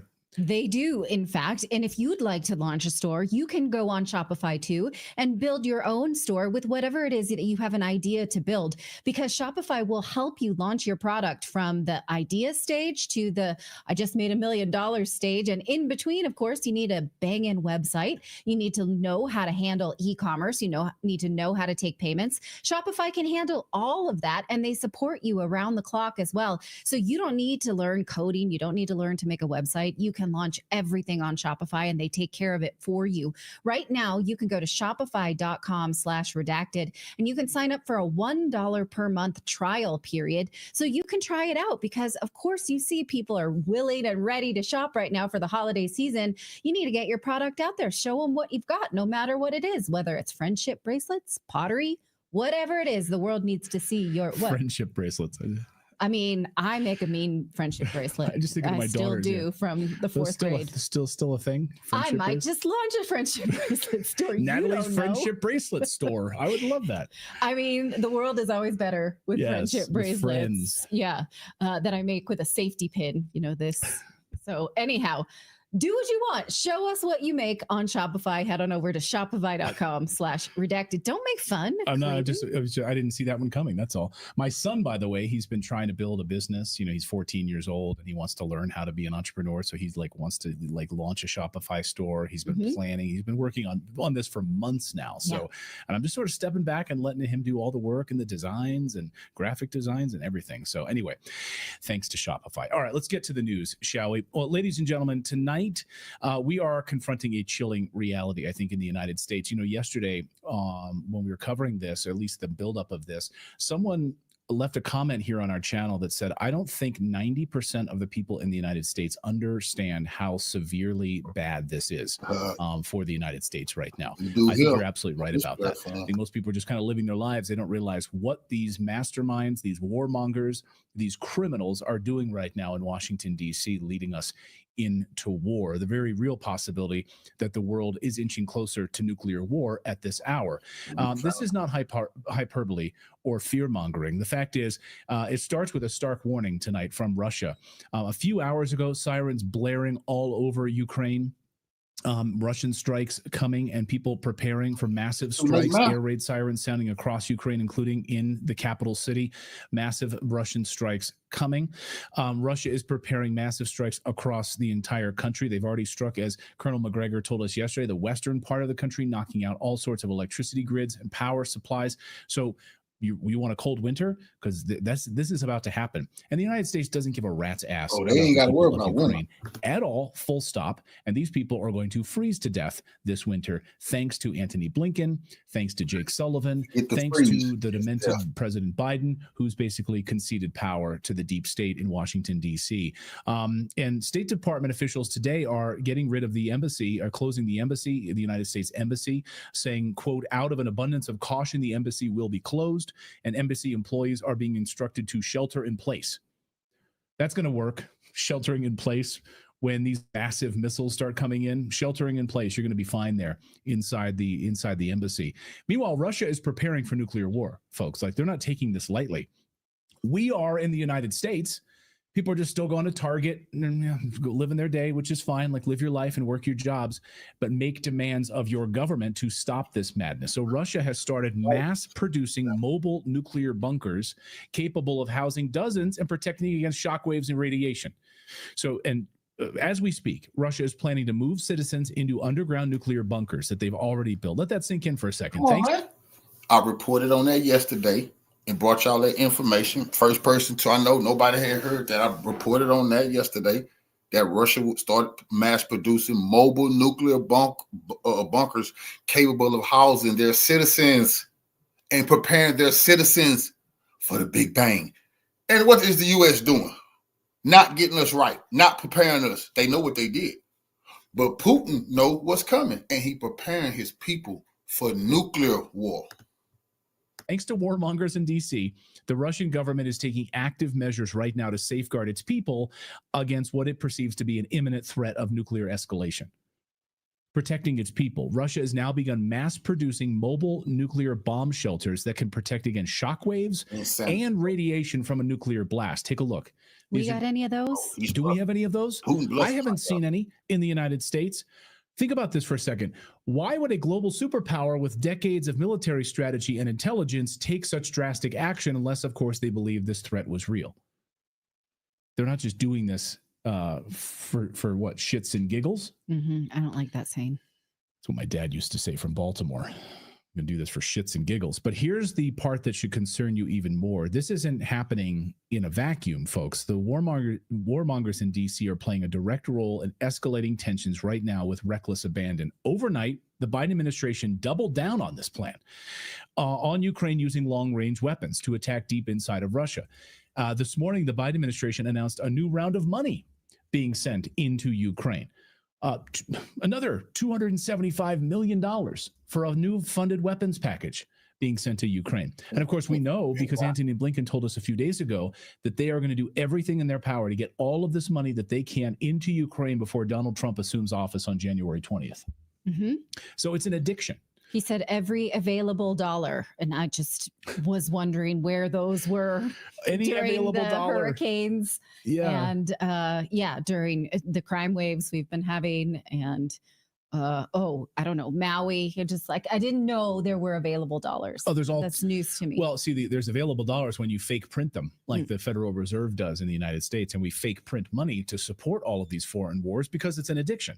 Why couldn't we fake print them for our people? We do. We fake print money for stimulus packages, and then we have a massive inflationary period, and we have an economy in the toilet, right? So that's it. When you print money like this, that's exactly the ruin you cause, right? So it's an addiction. It lines the pockets of these defense contractors, fuels a bloated military industrial complex, and drags the American people closer to catastrophe.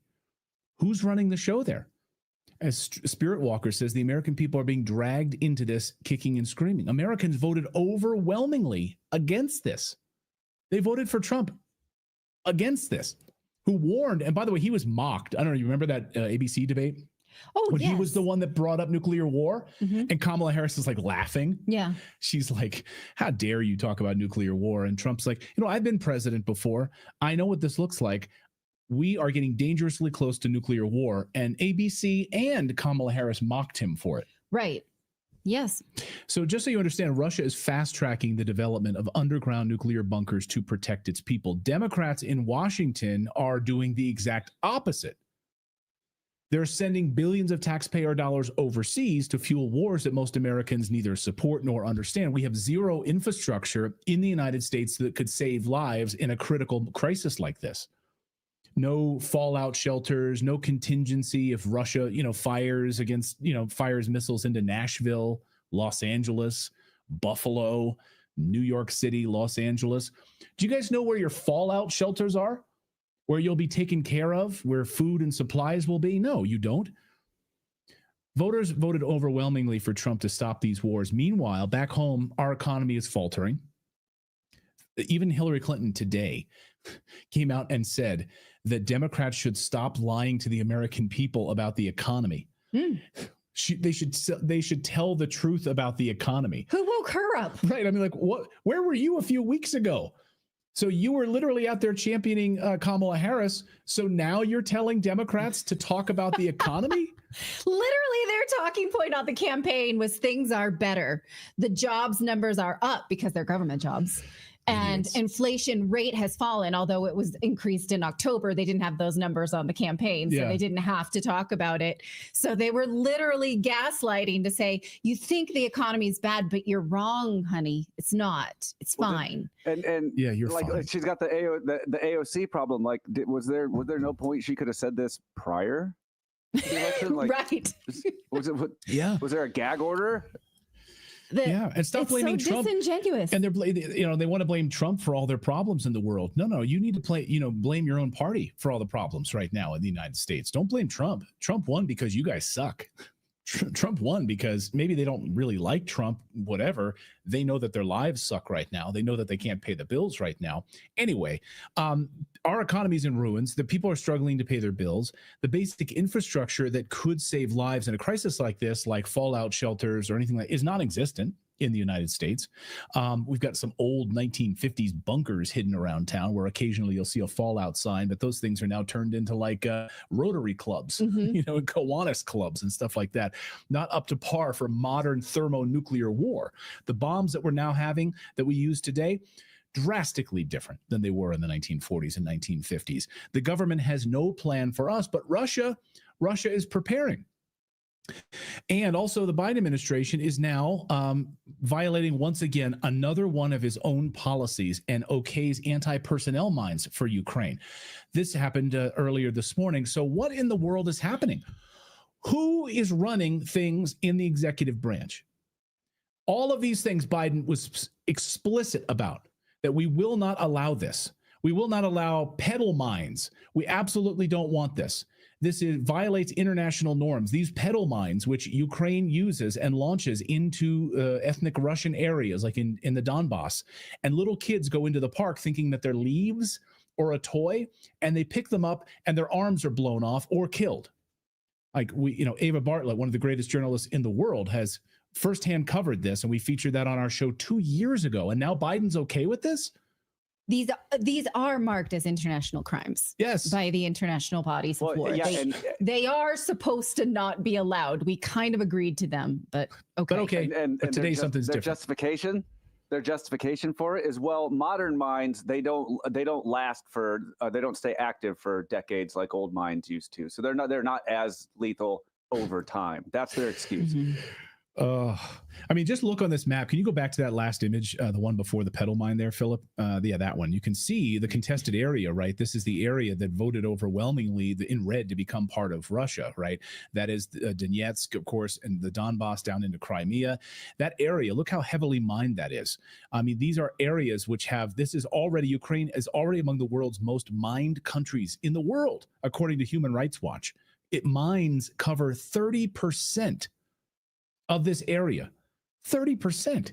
And now you want to add this into the mix, something that violates his own norms. Tucker Carlson today tweeted this just a few hours ago, said the prayers of good people got Donald Trump elected 2 weeks ago. Wars with Russia and Iran are the counterattack. Let that sink in for a second. So what I read that is the deep state, right? Because wars with Russia and Iran are the counterattack to you people electing Donald Trump. The deep state is pissed that you did that. And this is the counterattack 58 days until President Trump assumes office. It's absolutely deeply disturbing. Tucker says this is, and he just released this a few minutes ago, right before the show. And he said, DC is underestimating Vladimir Putin. Watch. I think we're watching the most evil thing I've ever seen in my lifetime, which is the lame duck administration leaving the next administration with the world war, with the nuclear conflict, by allowing Ukraine, a proxy state of the United States, to strike within Russia. And I'll just have one editorial comment, and then I'm going to let you go.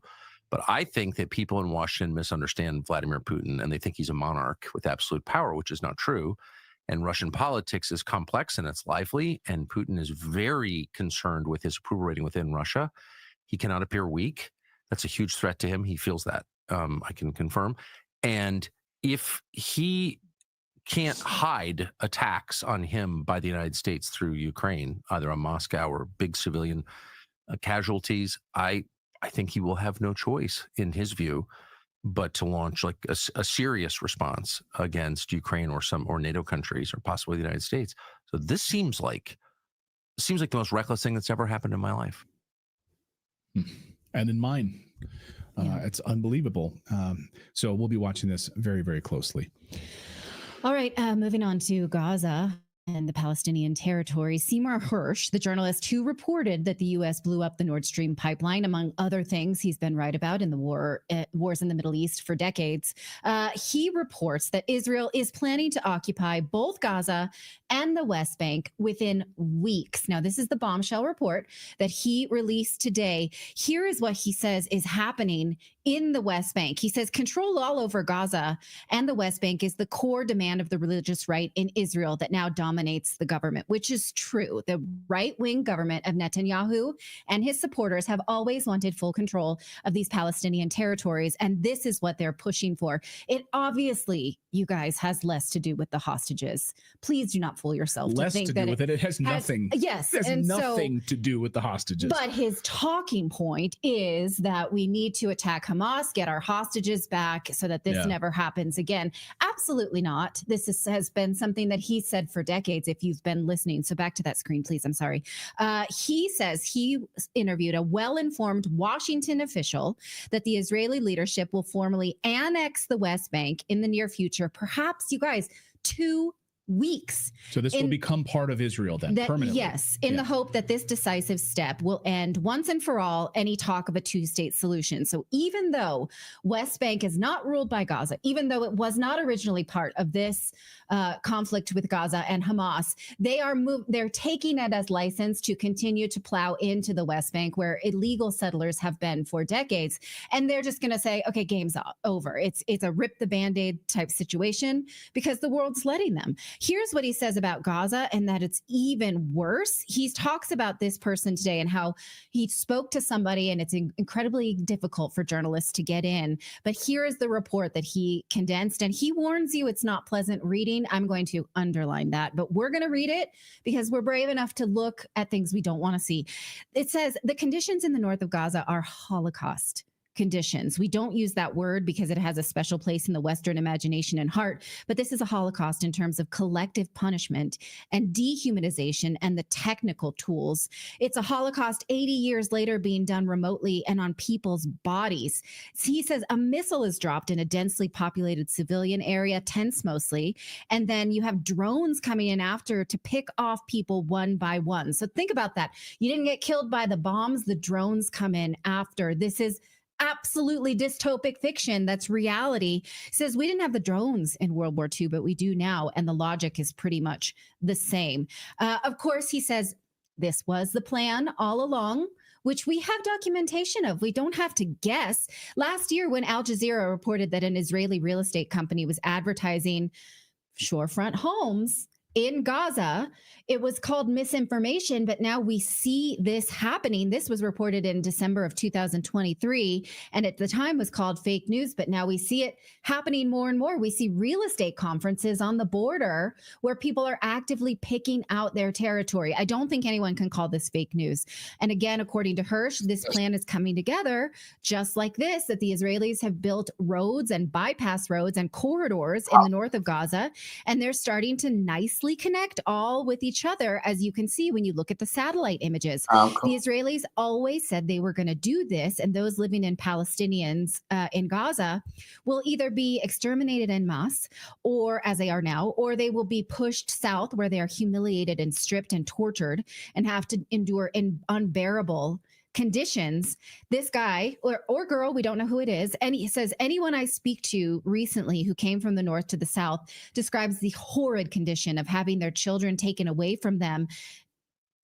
You guys listen to this. Children lined up on one side and the Gazans told to pick a random child and go with that child to the south, even if it's not your child, not knowing if your child has made it. These kinds of horrific tearing of the social fabric are happening. Now, this is the image we see when we go to see a Steven Spielberg movie. Jews having to do this, right? Choose a child and just get on a train and hope for the best and never see your life again. How can this actually be happening now? Here is what he says. Will Steven Spielberg make an Academy Award-winning film? Right. Well, 4 decades later, where we'll see this, and by some kind of Steven Spielberg who gets the right to show us this. Take a look at this. What he says, that the social fabric of the Palestinians is being sundered. He says here, there are kids coming into hospitals. That one. Can we put that up?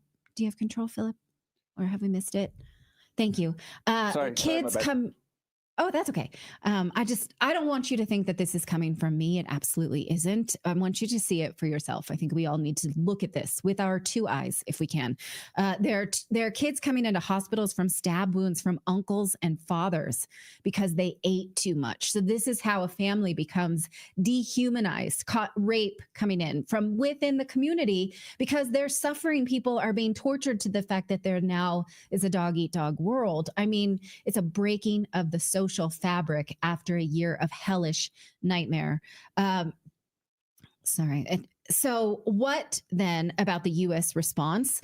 What will other allies of Israel do, or allies of the Palestinians? What will anyone do? Well, this source says they feel there is no leadership in the United States at this moment to stop them. There's nothing to stop them. And this is how really the Middle East feels, period.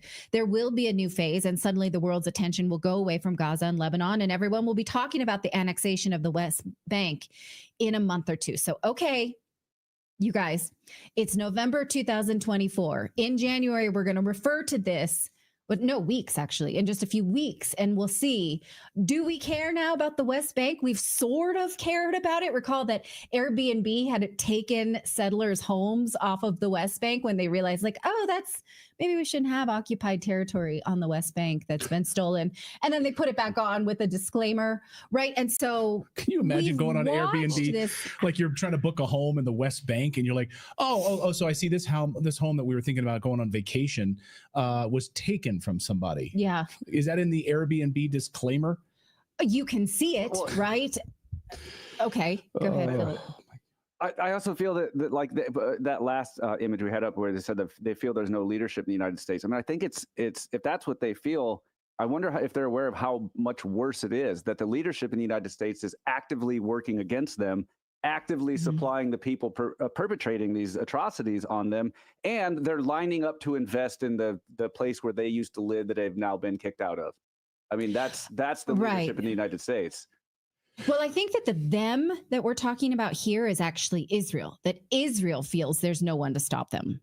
Or I don't know, actually they could. Yeah, who's going to stop Israel, by the way? I mean, so there are some reports that President Trump spoke with Netanyahu and told him specifically, you have until January 20th and then it's done. Like it's over. So when he gets into office like this, so I don't know if they're ramping all of this up, trying to do as much carpet bombing as they possibly can ahead of time to annex all of this land. Of course, it's always been a land grab, follow the money. Of course, we've covered the trillions of dollars in minerals and natural gas that they're about to steal. So, I mean, there's no one in White House to stop them. They're not, I mean, who's in the White House? Antony Blinken is literally our president of the United States at this moment, and he is fully in the tank for Netanyahu. Yeah. And so we should, again, disclaim to you that we don't know who this source was that was speaking to Seymour Hersh. We think that most of his reporting has always panned out. And so that's why we trust him. And we think that we should collectively read this. It's happening right now. We're sitting by while it's happening. So yeah, read Seymour Hersh's reporting on this and let us know what you think about his report on this. All right, let's talk about this, the mainstream media. So Trump has been picking a lot of his cabinet members.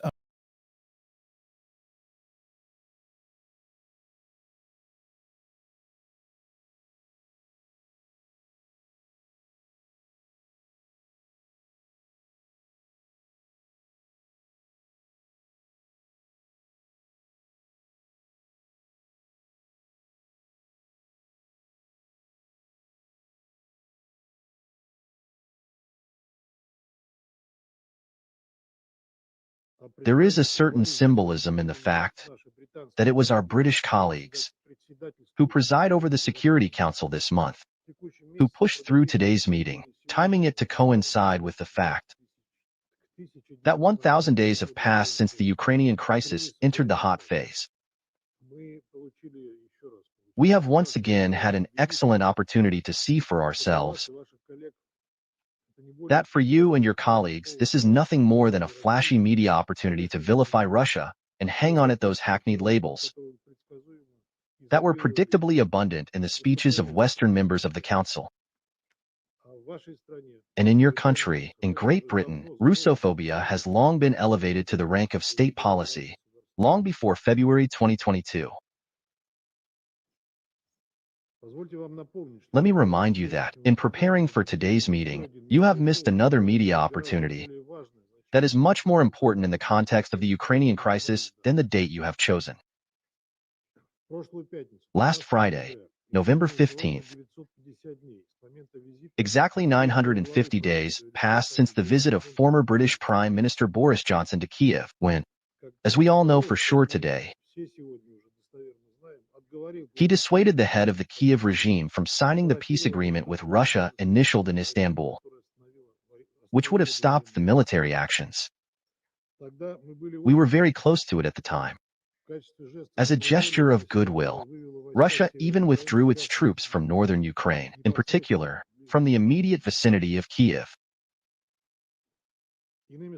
In other words, 50 days after the start of our special military operation, when the losses in the ranks of the armed forces of Ukraine were not so significant, the military actions had every chance of stopping, if not for the intervention of the British Prime Minister, who convinced Zelensky that he should continue the war and that with the help of Western weapons and support, he could well inflict a strategic defeat on Russia, which the British Prime Minister and his Western accomplices were interested.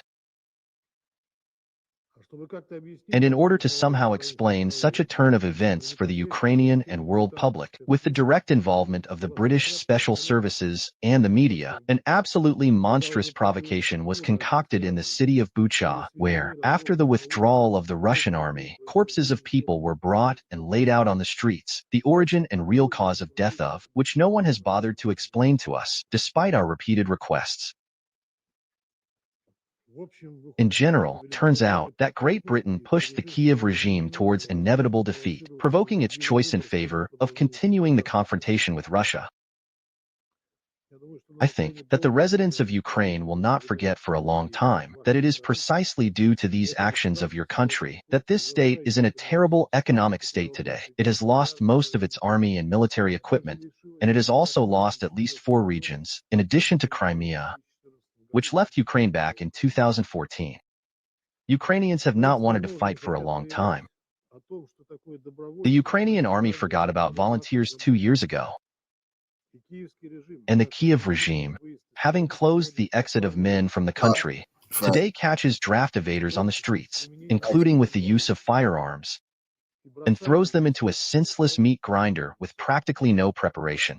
The eastern front of Ukraine in Donbass is collapsing before our eyes. You are well aware of the pace of the Russian army's advance. And the Zelensky regime, trying to maintain the support of the West, made an absolutely senseless foray into the Kursk region and tried to seize and mine the Kursk nuclear power plant, which cost Ukraine several tens of thousands of well-trained soldiers. This adventure was a fatal mistake, and it only accelerated the inevitable future defeat of Ukraine on the battlefield, which no new Western weapons will help it avoid. The initiators of today's meeting should, in order to be transparent, share with us what fabulous profits Great Britain has received for almost 3 years of military support for Ukraine, how your arms companies have enriched themselves on the blood and tragedy of ordinary Ukrainians, and how your Defense Department has successfully gotten rid of old military equipment that you would have had to dispose of anyway. And it would also be a good idea to talk about the corruption that accompanies these processes, the scale of which can only be guessed at. Thus, as the Ukrainian media themselves write, after Donald Trump's victory in the U.S. elections, panic began among the Ukrainian elite, not even because the U.S. might reconsider aid to Ukraine, but because the new authorities might want to sort out all the money that was sent to Ukraine and conduct a full audit of the aid already provided. This scenario, as Ukrainian experts unanimously note, is much more frightening for Zelensky because a significant part of the aid is simply stolen and appropriated by the overdue Ukrainian president and his entourage. Considering that the volume of military aid to the Kiev junta from Great Britain since February 2022 has amounted to $9.7 billion, your country is undoubtedly making its contribution to the growth of corruption in Ukraine. However, we are unlikely to see any relevant investigations from the British authorities, because in such cases, as we know, it is important for investigators not to get involved with themselves. Mr. Chairman, in fact, for those familiar with the history of the United Kingdom, with its many years of intervention in Ukraine, culminating in the actions we mentioned above, this did not come as a revelation.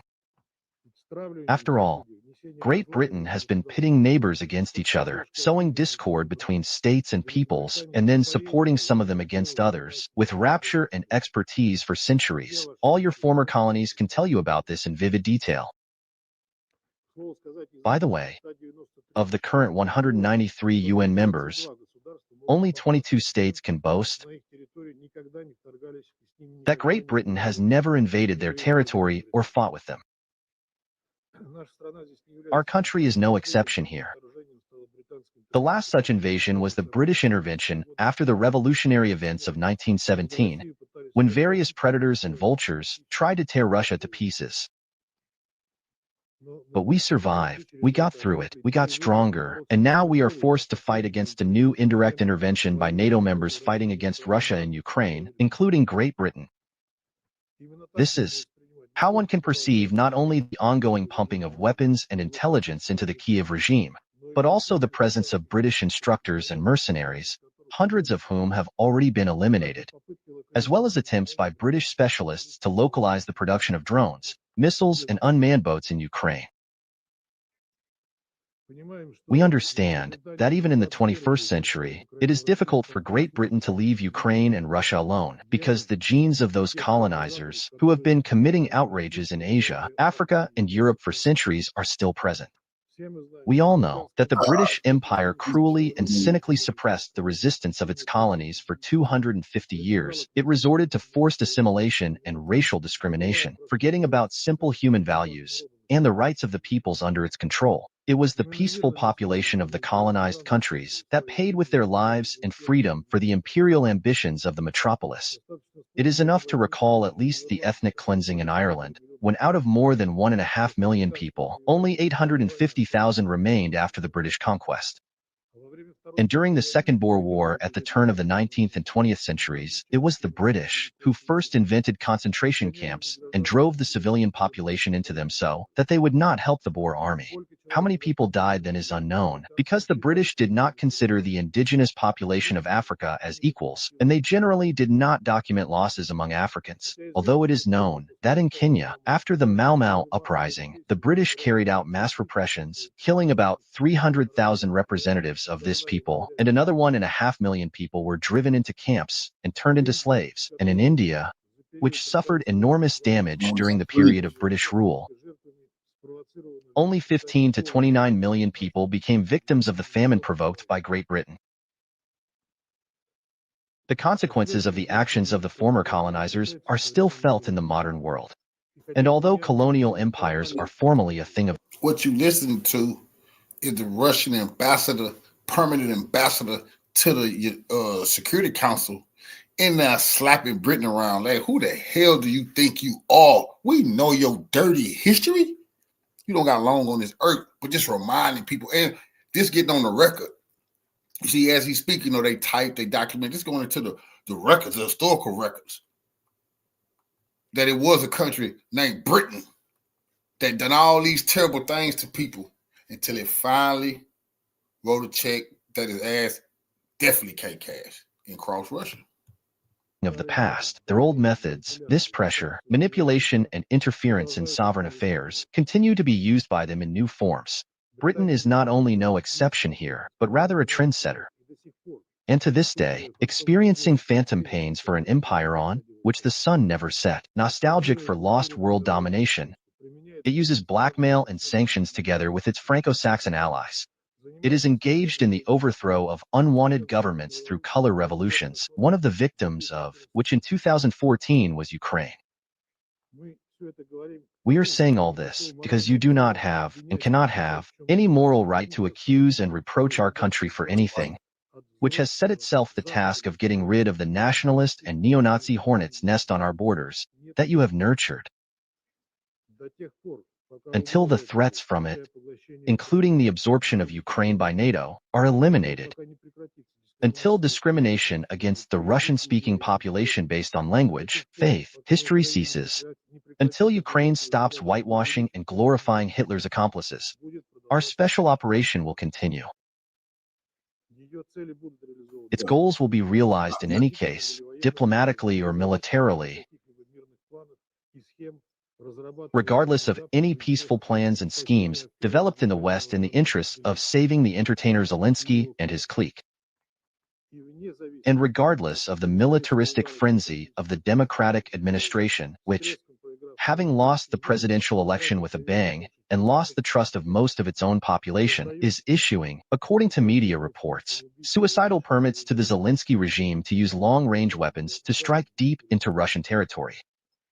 Perhaps, for many reasons, Joe Biden himself has nothing left to lose, but the short-sightedness of the leadership of Great Britain and France is striking, as they are rushing to play along with the outgoing administration and are dragging not only their countries, but all of Europe into a full-scale escalation with extremely serious consequences. This is exactly what our former Western partners should think about before it is too late. This should also be remembered by those who have recently started talking about some kind of freezing of the front and about various schemes similar to the Minsk agreements rejected at the time by Ukraine and its Western curators. Don't waste time. We no longer trust these deceptive schemes, and we will only be satisfied with a solution that eliminates the root causes of the Ukrainian crisis and does not allow anything like this to happen again. And we advise you to forget about attempts to defeat Russia on the battlefield. Europe has already tried to do this more than once, and how it ended for it each time is well known. Thank you.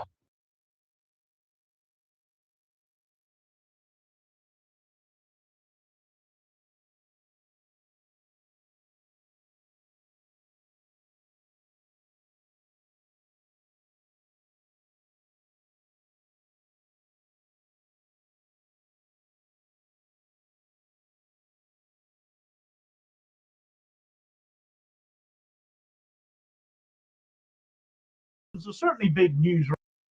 Right. So, whilst nuclear weapons are certainly big news right now as Putin waters down the threshold for their use as far as Russia is concerned, and Joe Biden and Keir Starmer seemingly engage in a willy-waving contest over who is most prepared to press the big red button on all of mutually assured destruction, it is Iran, to no news outlet's fanfare in the West whatsoever, as I'm sure comes as no surprise to you at all, where cooler heads appear to be prevailing on such matters, and where the grown-ups are actually in the room. Because where those same windmilling Western politicians gyrate themselves towards all of our oblivion over in the Middle East, Iran are talking of the urgent need to ensure the Middle East is a weapons of mass destruction free zone, where nobody has such things, and who is actually the only Middle Eastern nation that allegedly has them and has them without any oversight whatsoever? I'm sure you don't need three guesses to work that one out. Right, so while the US has assented to the use of their long-range missiles into Russian territory, having handed Ukraine their so-called ATACMS missiles, ATACMS as they are often referred to, oh, the hilarity and wit that comes out of those naming weapons of death and destruction, he, I'm sure they all had quite the jolly jape over it. Though sadly it isn't one of those only in America moments, as Germany and the UK and the EU all mull handing such long-range devices as they have to Ukraine as well, to do the same thing. The US leading all of them on foreign policy, and all of it too little, too late. Genocide Joe arguably acting to do this now simply to make it harder for Donald Trump to end it, as has been his narrative of late.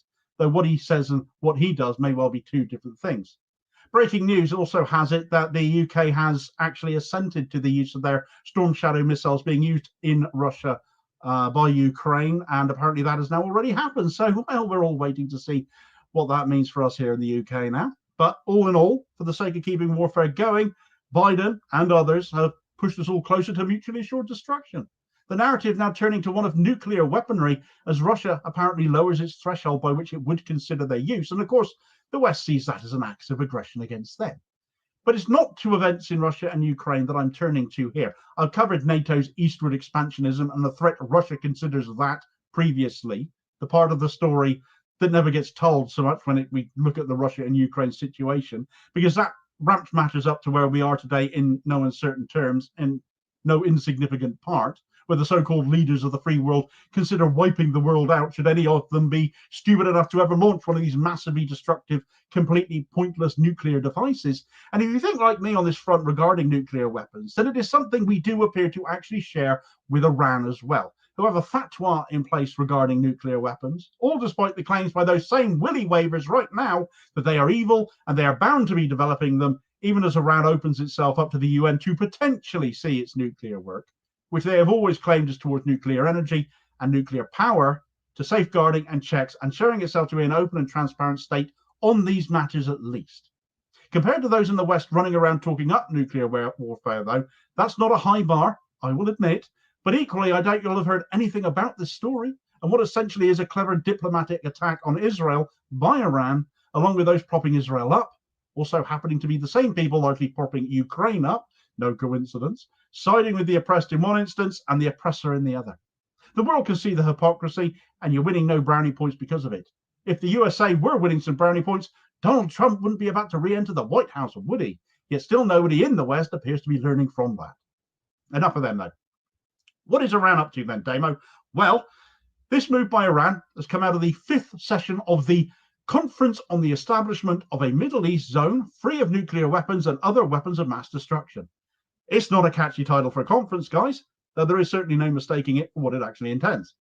This was held on Monday. It is a United Nations conference, and these comments have therefore come from Iran's permanent representative to the UN, Amir Saeed Iravani, who has been quoted as saying, "The current global landscape, particularly the genocidal war of the Israeli regime in Gaza over the past year and its blatant aggression against other regional countries, underscores the urgent need to establish a Middle East free from all WMDs. The rationale for creating a WMD-free zone in the region has never been more relevant and pressing." Very hard to disagree with that statement.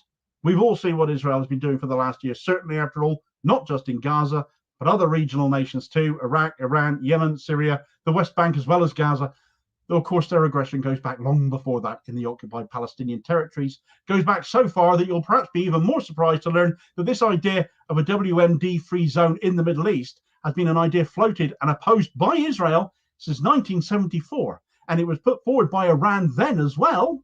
Their opposition to nuclear weapons seemingly goes back decades, despite Western rhetoric saying Iran are building them, which I found rather surprising, since they've been through a theocratic coup since then. Everything changed.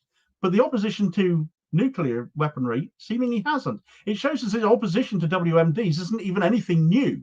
And actually, it casts a whole new light over Iraq and the alleged WMDs they had, or claimed that they had, under Saddam Hussein. I thought, anyway, we saw Blair and Bush go to war there, of course, finding no WMDs at all as they did when all was said and done. But a million dead Iraqis later, neither of them has ever been dragged to The Hague to face charges over that. More is the pity. Now, with Israel having historically opposed this notion of doing away with WMDs in the Middle East, do Israel actually have any? The claim has been for a long time that they do, and indeed the International Campaign Against Nuclear Weapons, ICAN, list Israel as one of the 9 nations who possess nuclear weapons, though admits that where it, along with North Korea, are concerned, quite the pairing they make, don't they? The number of warheads in their possession is unknown, and there are only estimates as to the amount of fissile material both have with regards to how many more they could make. Now, with Israel being Western-backed and protected as it is, ostensibly an interest or an extension of Western interests in the Middle East, the only reason the US is so bloody protective of it, in all honesty, all despite their conduct, you'd imagine someone somewhere in the West knows what Israel has got. But astonishingly, the lengths some will apparently go to excuse Israel of any fault, blame, or responsibility means that there is actually absolutely no oversight over what they may or may not have in their possession by way of nuclear armaments. And Iran hit the nail on the head and flipped the table on those pointing to Iran and wanting to know what their nuclear capabilities are by turning that very sobering fact back on said nations at the UN at this rather wordily titled conference. Iravani's speech is being covered by 2 Persian outlets, Press TV, which is the state TV channel of the Iranian regime, the Shia Muslim theocracy which runs the country, and is certainly the best known Iranian outlet. But there's another which replicated the speech in full, if you care to check the article out, Noor News, which is a Sunni Muslim news outlet that produces Persian language coverage. They're based in Dubai, however. But it does all show how difficult it can be to get adequate coverage of Iranian news outside of Iran too, and independent of Iran at that. However, Noor News is a good pick, and you can read it in English too. So here's an excerpt of their coverage of Iravani's speech, laying into Israel over the matter of WMDs in an article titled "Israeli Aggression Stresses Need for Creating WMD Zone 3." And it really is the kind of messaging you wish was coming from Western leaders too. Addressing the conference, Iravani said, "It is deeply regrettable that for decades there has persisted an illegitimate opposition by the Israeli regime against the ongoing international appeals to establish a zone 3 of WMDs, a proposal put forward by Iran in 1974. By politicizing this initiative, the Israeli regime seeks to conceal the true reason behind its opposition to the establishment of a Middle East free of WMDs, which is to safeguard its own WMD program by remaining free of any legally binding commitments. The Israeli regime's actions, including acts of terrorism and sabotage, targeting civilian nuclear programs and scientists in the region, as well as its prime minister's call for a credible nuclear threat against Iran during the 78th UN General Assembly session on September 22, 2023, and an Israeli minister's proposal to use nuclear weapons in the Gaza Strip, demand immediate intervention by international bodies such as the UN Security Council and the IAEA. We categorically condemn these illegal and irresponsible actions, emphasizing the danger posed by WMDs in the hands of such an illegitimate regime. These actions underscore the urgent need for a zone free of WMDs in the region as a critical step to address the Israeli regime's WMD capabilities and rid the region of these menacing weapons." Of course, the logical conclusion that should be drawn here is that any inspection or safeguarding of nuclear facilities, be they weapons manufacture or energy production, should be open and transparent with the UN. And where those demands have been levied for years on Iran, not least yet again right now, Israel gets treated again as an exception. And that is incredibly dangerous. As much as Iran seems to be doing the right thing here right now in making itself more open, protecting itself, safeguarding its citizens against Western hypocritical accusation, as it is also doing, it exposes all the more the fact Israel isn't being put under that same pressure, held accountable in the same way at all in return. Naturally, you aren't being told about this news at all because you might think better of Iran and worse of Israel. Well, can we think worse of Israel much more right now, frankly? Or is it just as is actually more likely, in my view, just further appeasement of pro-Zionist influences? Form your own conclusions by all means. Either way, this is yet more evidence that Iran are not pro-nuclear weapons, actually have not been in decades, but that is simply not useful to Western leaderships who prefer to have Iran painted as a bogeyman to excuse Israel, who actually are. For more on Iran's openness with the UN, if this has come as a surprise to you, it really has been in my view, and exercising diplomatically wrong-footing Israel time after time. But equally, the signs are there. This is literally nothing for Iran to hide as far as nuclear enrichment purposes go. And so if they've got nothing to hide, it works in their favor to make that offer to the UN that they basically cannot refuse. An offer they can't refuse? Well, get all the details of that story in this video recommendation here as your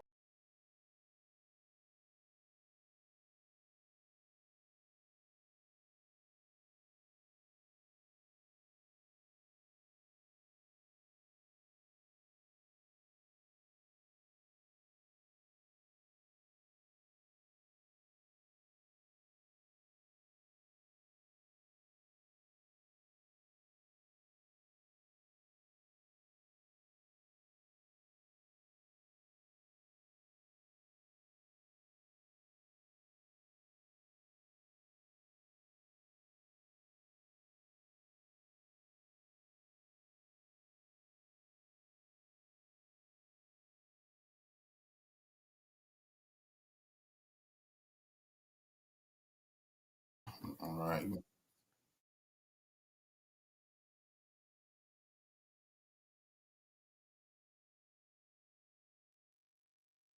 He hopes Israel's strike against Iran is This is a major attack.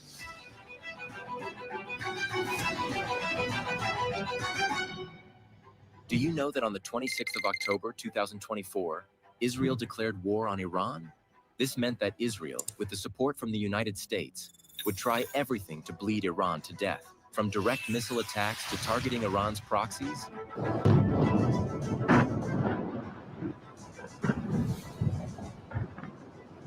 Israel vowed to take revenge. Yet despite this, Israel and the United States, which has the most powerful military in the world, cannot defeat Iran.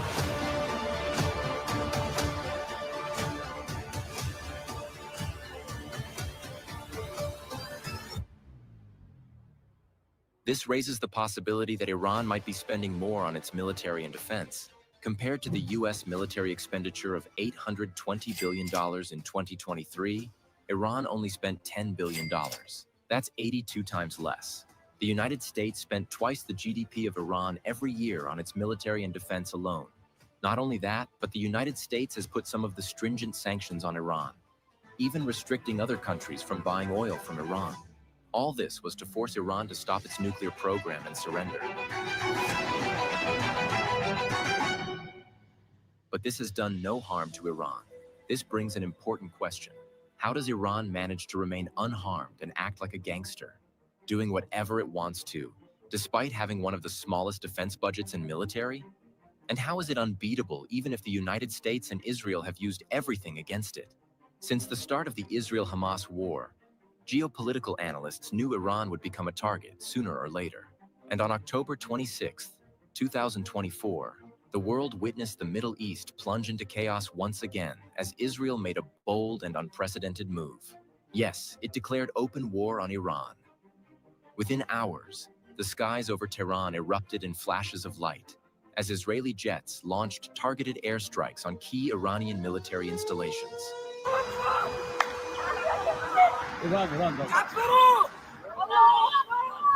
The intensity of the assault was evident in the satellite images showing the devastation at an Iranian Revolutionary Guard base.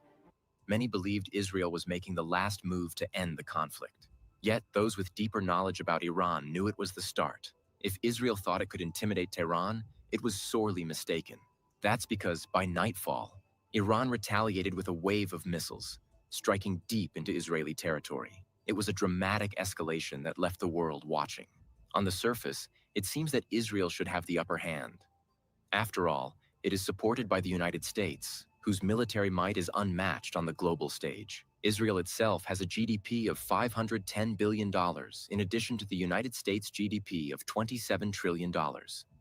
But despite this, Iran, with an economy of only $401 billion and a defense budget of only $10 billion, knows how to handle both well.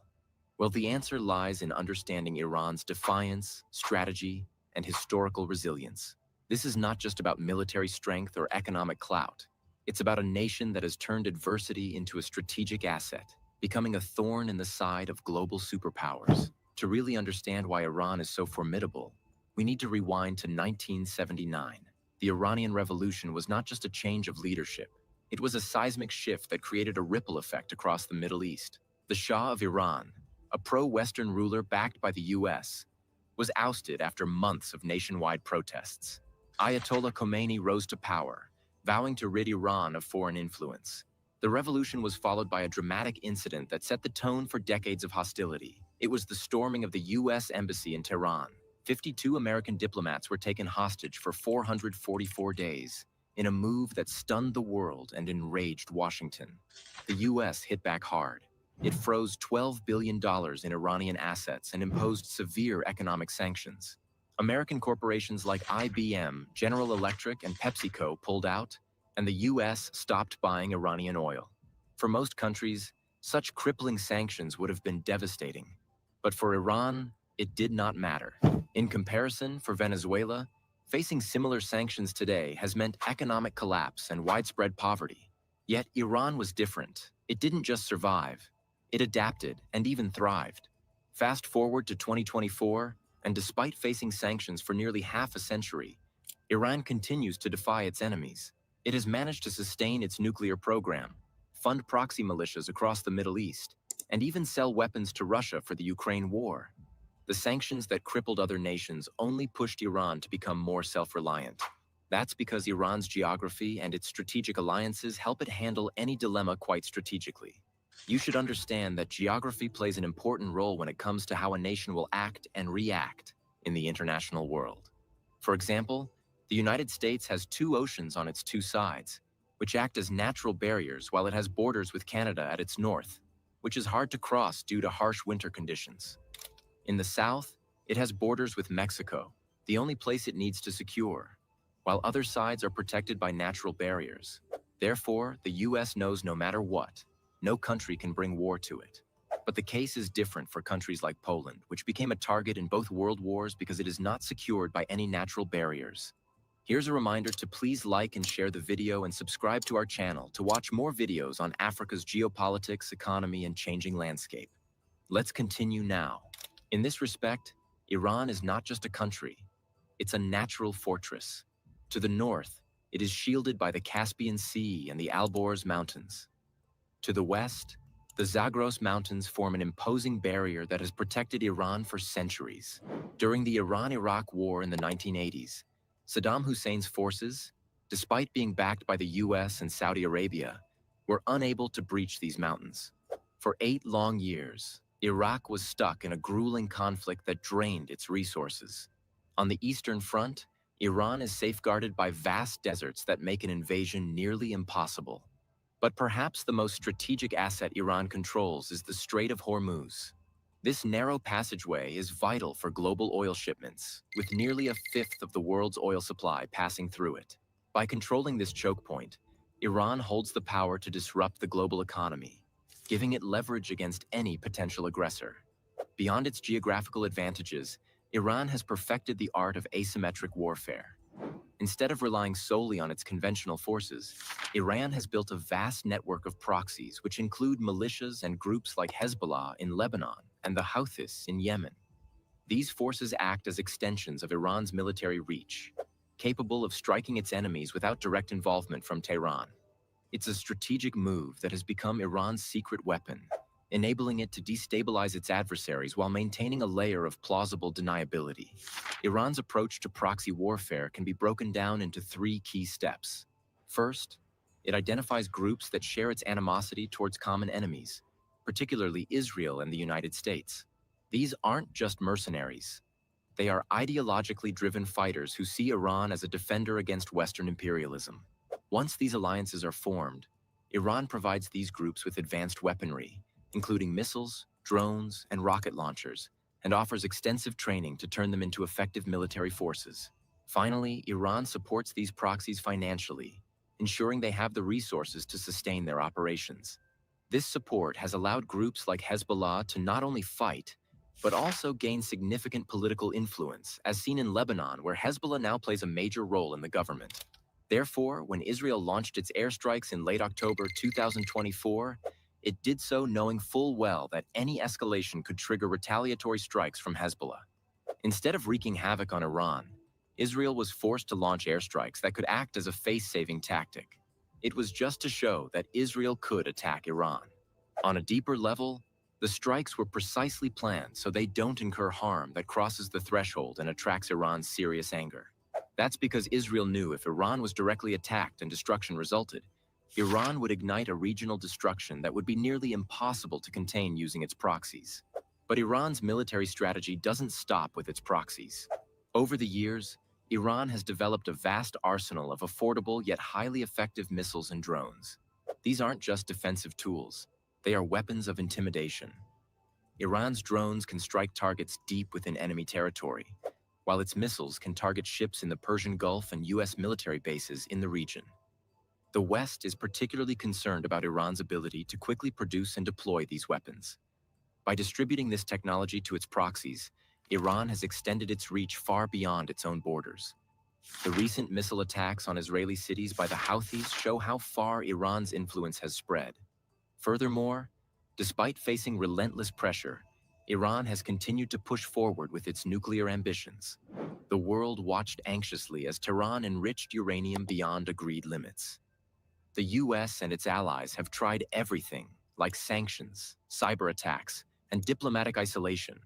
But Iran remains defiant. It has become a genius in evading sanctions, thanks in part to its alliances with nations like China, which is eager to secure oil supplies and counter American influence. China now buys about 90% of Iran's oil exports, providing Tehran with a steady flow of revenue and helping it withstand economic isolation.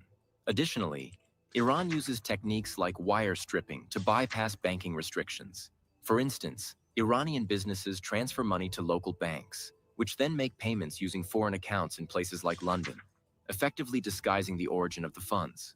What do you think? If the United States and Israel collectively attack Iran, Will it survive? Or can they never attack because they know Iran possesses nuclear weapons and any attack on Iran means total destruction? In the comment section,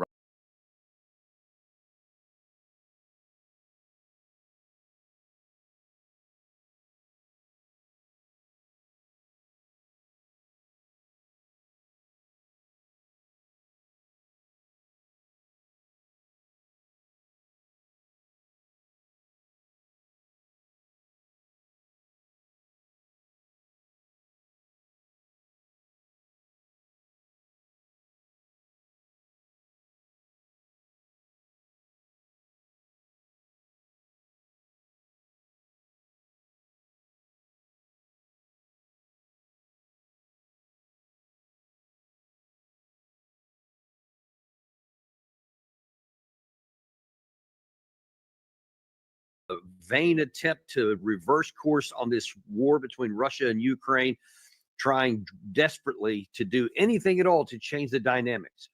Now, as you know, because we've been giving you all the details, anybody who's been watching Daniel Davis Deep Dive has all the information that that's not even possible. There is no silver bullet. There is no weapon system. There is no quantity of anything that's going to turn anything around, because war is about men, not machines, not money. And that's all we have to throw at it. But those realities and that demonstrable truth doesn't seem to be affecting the president of the United States, because he continues to take action which have the possibility not of not helping Ukraine. That's a given. They have the possibility of expanding the war and possibly even drawing us in. To help explain why that is, we have today one of our favorite guests, Larry Johnson, former CIA analyst and also author at Sonar21.com, son of the New American Revolution on Substack. Larry, welcome back to the show as always. Always glad to be with you, Danny. Thanks, man. Always great to have you here, because, man, you always cut through the BS. And one of the reasons we love having you on is because nobody owns you. You don't have you don't have to worry about any funders. Just say whatever. You say what you think is actually true all the time, which we really appreciate. Yeah, I took that vow of poverty, so you know. and we're the richer for it, if I can just say. Listen, let's go into some of the things. First of all, not that Biden's been saying, because he hasn't given any public statements yet, which is kind of curious. In fact, let me start with that, even because there has been numerous. It started off in the Wall Street Journal, New York Times, Washington Post, that the U.S. senior officials had confirmed that these weapons were allowed. Then you have all kinds of other leaders in Europe, not the least of which was Volodymyr Zelensky, acknowledging that they have. And now then we have all kinds of reports that both Storm Shadow missiles from the UK and ATACMS from the US have been engaged on Russian soil. Yet we don't have anything from the White House officially confirming this, or anything from Biden. Why do you think that is? They're trying to play plausible deniability, I think, still. Except, this has been in the works for some while. They sent over the long-range ATACMS, the ATACMS that could go out to 300 kilometers or 190 miles. Those went over in March. So they've been there for at least 6 months, 7 months. And the quickness with which the Ukrainians immediately, once they supposedly got the green light, launched, was, I think, further reinforced that the United States had anticipated doing something like this.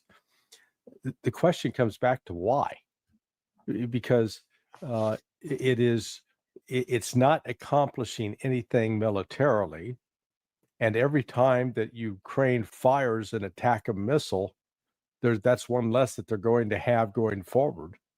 Right now they've almost shot 40%. Think about this, Danny. They've shot 40% of what they have in inventory. They were supposed to have about 50.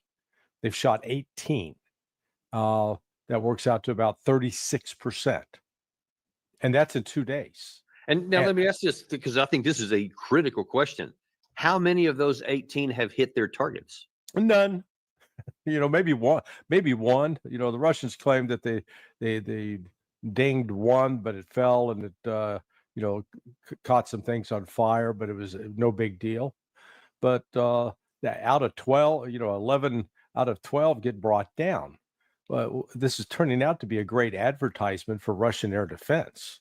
And look at the cost of these things. Every single one, it costs between $1 and $1.5 million. So let's take a middle, 1.2. They've now, they're now about $15 million in, and it's just, and accomplishing what? It'd be one thing if they were firing these at actual military targets that mattered to Russia. If they were hitting a command headquarters, if they were hitting a major logistics hub, if they were taking out a base where there were actual modern weapons stored. But what they're shooting at is like they're blowing up the old hen house. It's having no effect whatsoever on the operations tempo of the Russian military, on its ability to resupply itself. Well, now, Larry, I want to before I leave too far from this topic here, I want to look at a different aspect of this, which nobody is, and definitely none of the TV generals who have just been given hideous advice all throughout this war, but especially on this one, it's the worst imaginable. I actually wrote something on that for the National Interest, which will come out later this afternoon. But there is an unexamined aspect of this, which I think poses a significant danger and risk to America, in that our best long-range missiles are being intercepted, or electronic warfare is knocking them out, because we have allowed them to go in there. We have basically handed over. Come on now. Nobody talking about that. That Biden should be impeached for that. The general should be impeached for that. I brought that up earlier. And I've been saying that since this war. You have allowed Russia to learn how to defeat our most advanced weapon systems on a fight with Ukraine while you pretended you wasn't there. So if you did have a conventional war with Russia, meaning non-nuclear, they know how to defeat your best missile systems. That's crazy. To Russia, this incredible lab opportunity to figure out how to defeat our stuff. And I assure you, or you can assure me, actually, if that's more to it, that Russia is going to share that with any adversary of the United States. How much of a risk is our national security because of what we've done? Everybody, significant. Well, let me put it this way. Our national security would not be at risk if we just mind our own damn business, keep our hands to ourselves, and stay at home. Okay? But we're like the neighborhood child molester. We keep going out and finding other people to bother and to create mayhem in their societies, and for what purpose? I mean, the purpose to go after Russia was to get a hold of its resources. So being driven by greed and lust are not necessarily noble callings. But what's happened in the course of the last 2.5 years, can you name one weapon system that's functioned in theater where people around the world are going, wow, look at what those Americans have? Not a single I was going to say, well, one. yeah, I could. The Kinzel has been pretty good. The FFV, Americans, sorry. Yeah. None of them. I mean, every time. I mean, first it was the 777s, the howitzers. I mean, they're howitzers. They lob things, but you didn't hear much about those after the beginning. And then you had the HIMARS. That made a big splash initially, especially on I think it was the Antonovsky Bridge over the Dnieper.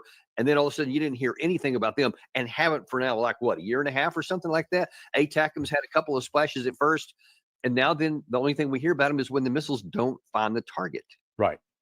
And so it's not, this is bad news for the U.S. defense industry, because they already charge, a pretty penny for to buy their overpriced crap.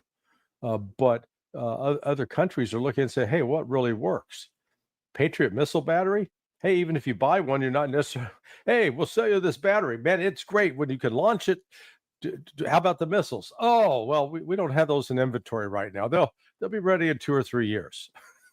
So what? We're supposed to wad up, put wads of paper in the barrel and fire those like, giant spitballs. So what's come out of this is exposing really the corruption of the U.S. defense industry and our entire national security. I don't even want to call it policy, because policy implies that there's thinking, that there's a strategic plan in place, that there are objectives that you're trying to reach.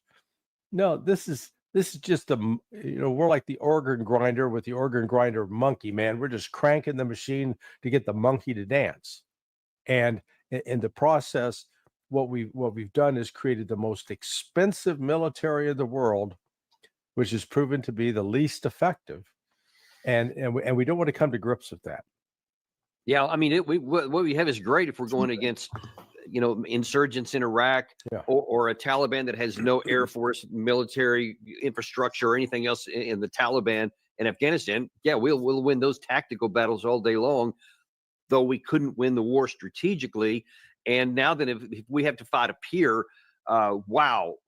Aside from the issue that there's twin things that are working both in opposite directions against our interest. On the one hand, you just talked about there, we have provided a beautiful laboratory for our enemies to figure out how to defeat our stuff, even without having to go against us specifically. Which is as easy as it could be. But secondly, they're going through all this wartime innovation that just rapidly goes through iterations of discovery, so that now they have stuff we don't even know about and we've not even prepared for. If the Russians have mastered warfare, we had to fight the Russia right now, I don't think we would be much better than the Ukraine side has, and that's a shock to many. But I don't know that that's untrue. Well, the reality is we are fighting. No, if the U.S. fight Russia, Putin gonna take the damn gloves off. It ain't gonna be so nice. You not cousins. You don't go generations with them. People already told you that. They ain't gonna be so nice. That's for sure. If the U.S. or NATO fight Russia, oh shit, you getting devastated. Russia, and we're fighting it via proxy in Ukraine. This Ukrainian army at the outset, back in February of 2022, was really the second largest army in Europe. And it was the best trained of all the armies in Europe because of all of the joint NATO training exercises that had been undertaken since, good heavens, going back to 2007. So prior to the start of this conflict in 2022, for the previous 15 years, United States and the NATO allies had been conducting on at a minimum two military exercises a year inside Ukraine. And this was a whole panoply, everything from cyber warfare, carrying out offensive operations, amphibious landings. It ran the gamut. So what Russia has demonstrated is that it's not like it hasn't just fought Ukraine.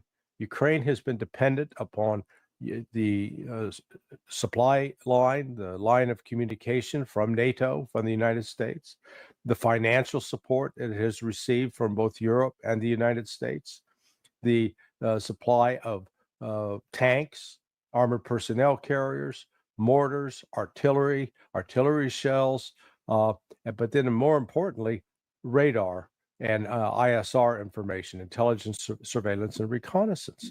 And that's what's really coming into play now with the attack of missiles, because those have to actually be programmed by U.S. military personnel with the appropriate clearances. And the Russians know this. So that's in part why they're seeing this. This is an attack by the United States on them. On the other hand, they're also taking into account these missiles so far have not hit anything, but they put the West on notice that if you present a critical threat, and I think the key word there is critical, and critical implies that there's really life and death involved, that there are if you're killing Russian civilians now going forward, then the Russian response can be up to and including the use of a nuclear weapon. That was what this change in doctrine on Monday said. But what we've seen so far with these PR launches by Ukraine, that they're firing off this very expensive equipment. They're not hitting anything militarily, and they're not inflicting any civilian casualties. So I think at this point the Russians are content to say, okay, let the buffoons, shoot their load. Go ahead. It doesn't affect the course of the war, because the actual course of the war on the ground for Russia, it's moving at an increasingly rapid pace every single day. I just saw a video yesterday. It was horrific. Of the Russians took out this Ukrainian troop carrier it had about 8 guys on the deck of this troop carrier, as opposed to, I think, about 10 inside. The thing was on fire. All but one of the guys on the top deck were dead, and the corpses were slowly catching fire. Meanwhile, the thing came to a halt, and as guys tried to get out, they were being shot. And there were at least 12 casualties, 12 KIA right there. And later in the video, when the Russians came up to secure the site, after the fire had died out, you had nothing but charred bodies on top. And there were multiple videos like this in recent days. We're not talking 1 or 2 KIA, dozens. So right now, the Ukrainians are suffering minimal, 2,000 killed and wounded per day, and those numbers are increasing. And then on top of it, someone came up with a clever idea of let's do a time-lapse photography of the cemeteries in Kiev, Dnipro, Kharkov, and Odessa. And so you get it from 2022 to 2024. Those cemeteries have tripled, quadrupled, quintupled in size. Depends on the cemetery. So it's a nightmare. And here is Gary's showing right away. Yeah. Here comes these guys trying to get out of a troop carrier. Here comes this drone with the Russians, and look at them. Right. Everybody in there is now a dead man. Yeah, and I saw too much of that myself during my one big armored battle in Desert Storm. A lot of those exact same things you described. I saw the grisly remains of it, which is why I despise war so much, because I know the horrific consequence it has. It wasn't just the visuals; it was the smell. Yeah, I wasn't going to go there, but well, no, but I mean, how do you convey the smell of those kinds of situations? I mean, it's horrific. It's a horror show, and that's what people don't understand, because they do the video game thing, or they watch it on television, and it's all really antiseptic, and they can get up and go to the bathroom whenever they want. I mean, these are human beings' lives that are being extinguished because we are enabling it in the United States. Joe Biden in particular.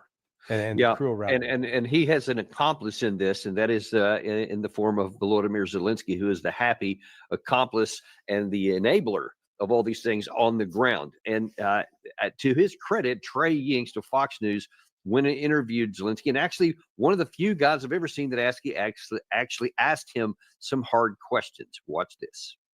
Last week, you criticized German Chancellor Olaf Scholz for speaking on the phone with Russian President Putin. Why? According to my opinion, that is really a Pandora's box.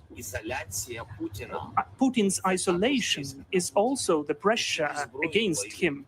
We fight not only by weapons, as you properly said, by diplomacy. Diplomacy is so important, and only diplomacy can end this war. But, sir, how can you have diplomacy without talking? No, we're talking. But after you know what will be soon. What Chancellor got after phone call? Nothing new. And so your position right now is that Western leaders should not be speaking with Putin? Intelligence of Western leaders, they had contact on the level of intelligence during this war with Russian side. They had a lot. Europe, United States, everybody they had. But it was not, against the political isolation of Putin. It was on the level of intelligence. Why? Because you have not recognized Putin as the president, because he is a killer. Otherwise, you will destroy this isolation, political isolation. Okay, let's just. I want to restrict to two remaining things from that clip there. First of all, one of the things he said is. He's mentioned it both at the beginning and at the end, is he wants the political isolation of Russia. Somehow he thinks that's going to get to a situation to where he can have a negotiated settlement on terms favorable to Kiev. What say you? Yeah, this notion that we're going to isolate Russia politically, it's like, look in the mirror, folks. It's called projection. The only ones becoming isolated now from the world are the United States, Europe, and Zelensky. We saw that on display actually at the latest G20 meeting, which took place in Brazil. That although the West, formerly, let's call it that core of United States, along with its European allies, could sort of force the agenda, failed to do so. Why? Well, because countries like Russia, China, India, Brazil, South Africa are now in league with as part of BRICS. Other countries, Indonesia, Saudi Arabia, are coming along. So also the West no longer has that kind of authority or kind of clout. And so here is Zelensky pursuing what's really a fantasy, that he's going to isolate Putin. I just saw today there's a publication out. It was the New York Sun claiming that Russia's economy is teetering on the brink.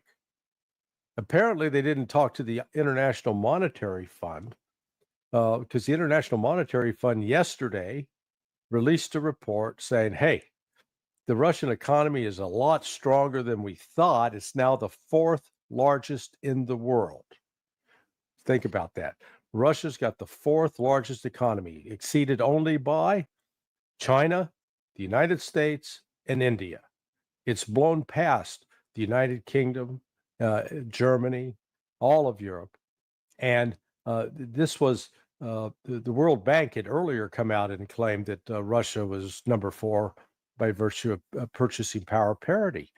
But now the IMF weighed in and said, yep, it's number 4. And actually, they're probably undercounting what's happening.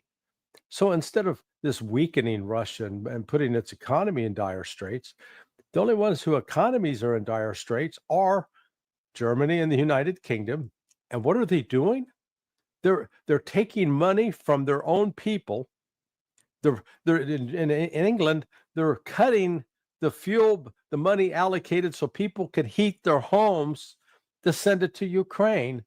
And they just got hit with one of the earliest snowstorms and bitter cold in the UK in years. And so at some point, this thing's going to erupt in terms of the complete breaking of the relationship between Europe and Ukraine, because they're not going to be able to sustain this. Ukraine, Zelensky, they're going to be totally on their own. Okay, and so speaking of that, and especially in the Europe, that was the second thing of this clip that I wanted to talk about, because on the one hand, he makes that the words that came out of his mouth are right. Hey, we have to have a diplomatic solution. We have to have a negotiated solution. It's not going to be won on the battlefield. And then he says, okay, yeah, but Olaf Scholz actually wants to do that. And he says, yeah, that was dumb. It's a Pandora's box. And then he asked the question, how can you have a negotiated settlement if you're not talking? Could you make any sense out of what he actually said in response? No, I mean, he doesn't he's like the guy, he's standing naked in a snowdrift. Okay. And there's a guy standing at the door with some warm clothing. Who's got the leverage in that negotiation? Okay. Negotiations part of need. What do you need? Well, at this point, Ukraine needs everything. They need more men. They need people who are trained to operate weapons. They need weapon systems that they can operate. They need the munitions to operate those weapon systems and employ them. And they need the Russians to go away and leave them alone. But that's not happening. And so what does Russia need? Is Russia suffering massive catastrophic losses? No. Are they suffering shortfalls in supplies? No. Are they suffering shortfalls in manpower? No. Are they not getting invited to the U.S. Christmas party? Oh, damn. Oh, my God. Yeah, isolation. Yeah, we're out of luck. I mean, that's how ridiculous this is, that we think they think they can employ the high school tactics of, well, we're not going to talk to you and we're not going to let you sit with us at lunch. Russia doesn't care. You might want to reconsider that. And the interview went on where Yanks didn't specifically say Trump, but you can see his hypothetical question had a very specific target. You said The U.S. can't force you to sit at the negotiating table. What if the U.S. government cuts military funding to Ukraine? If they will cut, I think we will lose. Of course, anyway, we will stay, we will fight. We have our production, but it's not enough to prevail. And I think it's not enough to survive. But that will be, if such choice will be American choice, so we will decide what we will have to do. Yeah. So there is somebody coming in. So the Biden didn't win. His administration didn't win. So somebody is coming in, and everything they have said so far is they're going to immediately seek a negotiated solution. Now, with that reality now, not a prospect, not a hypothetical, but that is coming, then why would Zelensky want to continue trying a military force? And then the bigger question, why would the Biden administration want to go? And I think I saw this morning that they're also giving a new category of other weapon systems to the Ukraine side with some landmines, I believe, that were banned in some regards. And then, of course, with the long-range missiles, apparently UK has joined in. What is the reason for this when we know what's coming on January 20th? Perhaps, and this is just, one pot, I've been thinking through the scenarios. If they can start a war and create a wartime situation that could be used to justify not turning power over to Donald Trump, that could be one possible play. That's what I've been saying. That they could declare a state of emergency in the United States because we are now at war with Russia, that we cannot allow the normal transfer of power because we have to have the. Come on, man. There's no way that the anyone in the administration could actually think that there's a mechanism for that. I mean, surely they wouldn't be thinking that. Right? Right. Listen, I don't rule anything out with these people. I mean, look, the very people who think it's a good idea to give Ukraine medium-range missiles that can shoot into Russia, and that Russia has declared would be a red line for a nuclear war, the same ones who think that that's a good idea, I don't count anything out. Fair point. You're making the assumption that you're dealing with some rational people. And yet every one of their decisions with respect to this war have been irrational or have not been the decisions have not been made in the best interest of the United States. Because I'm sorry, but this perfectly illustrates kind of what you're saying, I believe. Jake Sullivan was asked, why are we giving long-range weapon systems to Ukraine now at this 11th hour and with the potential that's going to draw us into the war? Watch his answer. The Kremlin spokesman, Dmitry Peskov, today has responded saying that, yes, there is no official confirmation. And if there were, it would mean that there was direct involvement of the United States in the war. If the U.S. were to authorize the use of any weapon system, including this weapon system, it wouldn't mean direct U.S. participation in the war. It would mean a continuation of the policy we've had since the war began, which is that we supply the means to Ukraine to defend its sovereignty and territorial integrity, and they fight the war. Let me put that in a different context. Listen, someone asked me, why do I hold a pen during my show here? And I'm like, I'm not holding a pen during our show. I drink coffee. Obviously, this is what this is. That's kind of how that strikes me. When you're saying something that's so self-evidently untrue, and yet he says it with conviction. I mean, who does he think he's fooling? Does he think that Vladimir Putin's going to be watching from the Kremlin, is going to go, oh, okay, cool. So it's not really the U.S. All right, boys, you'll stand down here because it's just the Ukrainians. Who's buying this? Well, let's understand what he is. My understand, as I recall, I don't think he's a lawyer. I don't think if he does have legal training, they ought to, pull his law degree, because he doesn't understand this concept of being an accomplice. That, if I own a bar and I know that you're intoxicated, and I say, hey man, here, have another drink on the house and drive home safe, and then you go out and kill somebody, I'm complicit in the manslaughter. I'm complicit in the death that you cause. If I take it to another level where I come to you and say, hey, Danny, I'm going to give you a gun and I'm going to load it with ammunition and I want you to go down the road and shoot this person, do you think that because I didn't go actually press that trigger, that I'm not responsible? So that's what he's trying to claim.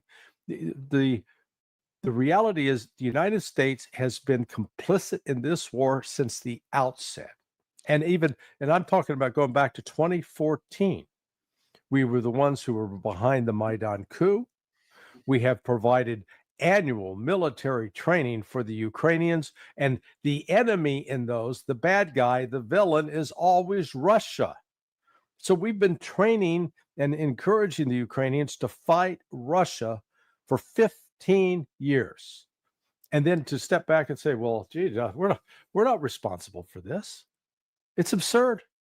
And at least some Americans are starting to wake up and recognize how ridiculous this is. Well, and let me tell you somebody else who is also not buying any of it, and it's Sergei Lavrov. Long-range missiles are going to be applied from Ukraine into Russian territory. It will also mean that they are operated by American experts, military experts. And we will be taking this as a qualitatively new phase of the Western war against Russia, and we'll react accordingly. Now, that is pretty unambiguous there, that he's not, obviously buying any of the BS or any of the word salad distractions that is being trying to go on. But so he also said that they'll respond in a way that they think is in their interest. And you touched on this a little bit earlier, in that just because we fired the weapons in there doesn't automatically mean that they're going to strike Ramstein Air Base, for example, or something to that effect. But let me ask you this. If, say, the next round, whether it's Storm Shadow or ATACMS, if some of those actually get through the air defenses and they do strike, say, a Su-35 base or something like that, and they actually destroy some equipment, what might Russia do next? They will respond in kind. Today already, we've seen that all of the embassies in Kiev, the United States, the European embassies, they've shut down. They know what's coming. They told their people run away because they're fully anticipating a massive Russian strike in Kiev and retaliation for what just took place. I don't see Russia retaliating and going after civilian targets. That's not their MO. They always go after the military side. And what the West, a lot. But Ukraine gonna kill innocent civilians when the air defense try to knock down the missiles. It's gonna happen. They're gonna blame the Russians when civilians is gonna die. Of the impression of what's going on is inaccurate because the West is not getting a good picture of what Russia is doing almost on a daily basis in terms of missile, drone, and bomb strikes, the FABs, the bombs that fly forward 60 to 100 kilometers and then hit a target. They're not seeing the reports of what Russia is doing, a devastation on a level that people just don't comprehend. So it's not like Russia's sitting back and doing nothing. And so you always weigh the consequences. It's like I put it in terms of, personal defense or home defense. If you catch somebody trying to break into your house, and at least if you're in Florida and they try to get through the front door, you can shoot them. They don't have to be carrying a weapon. If they're trying to break into your house, you can shoot them. However, if you hear somebody scratching at the door, you go open the door, they turn around and start running away and are not showing you a weapon, you can't shoot them. You might want to, and it might feel good, but you can't. It's not the right thing to do. And that sort of legal mindset, that's very much how the Russians are. Because look at what they did. They'd been talking for 3 months that they were revising the nuclear doctrine. But they went through the formalized review process, very bureaucratic, very legalistic, dotting I's, crossing T's. And then on Monday, Vladimir Putin says, hey, here's our new doctrine. We've now approved it. It's all gone through. And this is going to be our doctrine going forward. They very much went through that legal process, not just for show, but it's part of what they are. And that's what we fail to understand.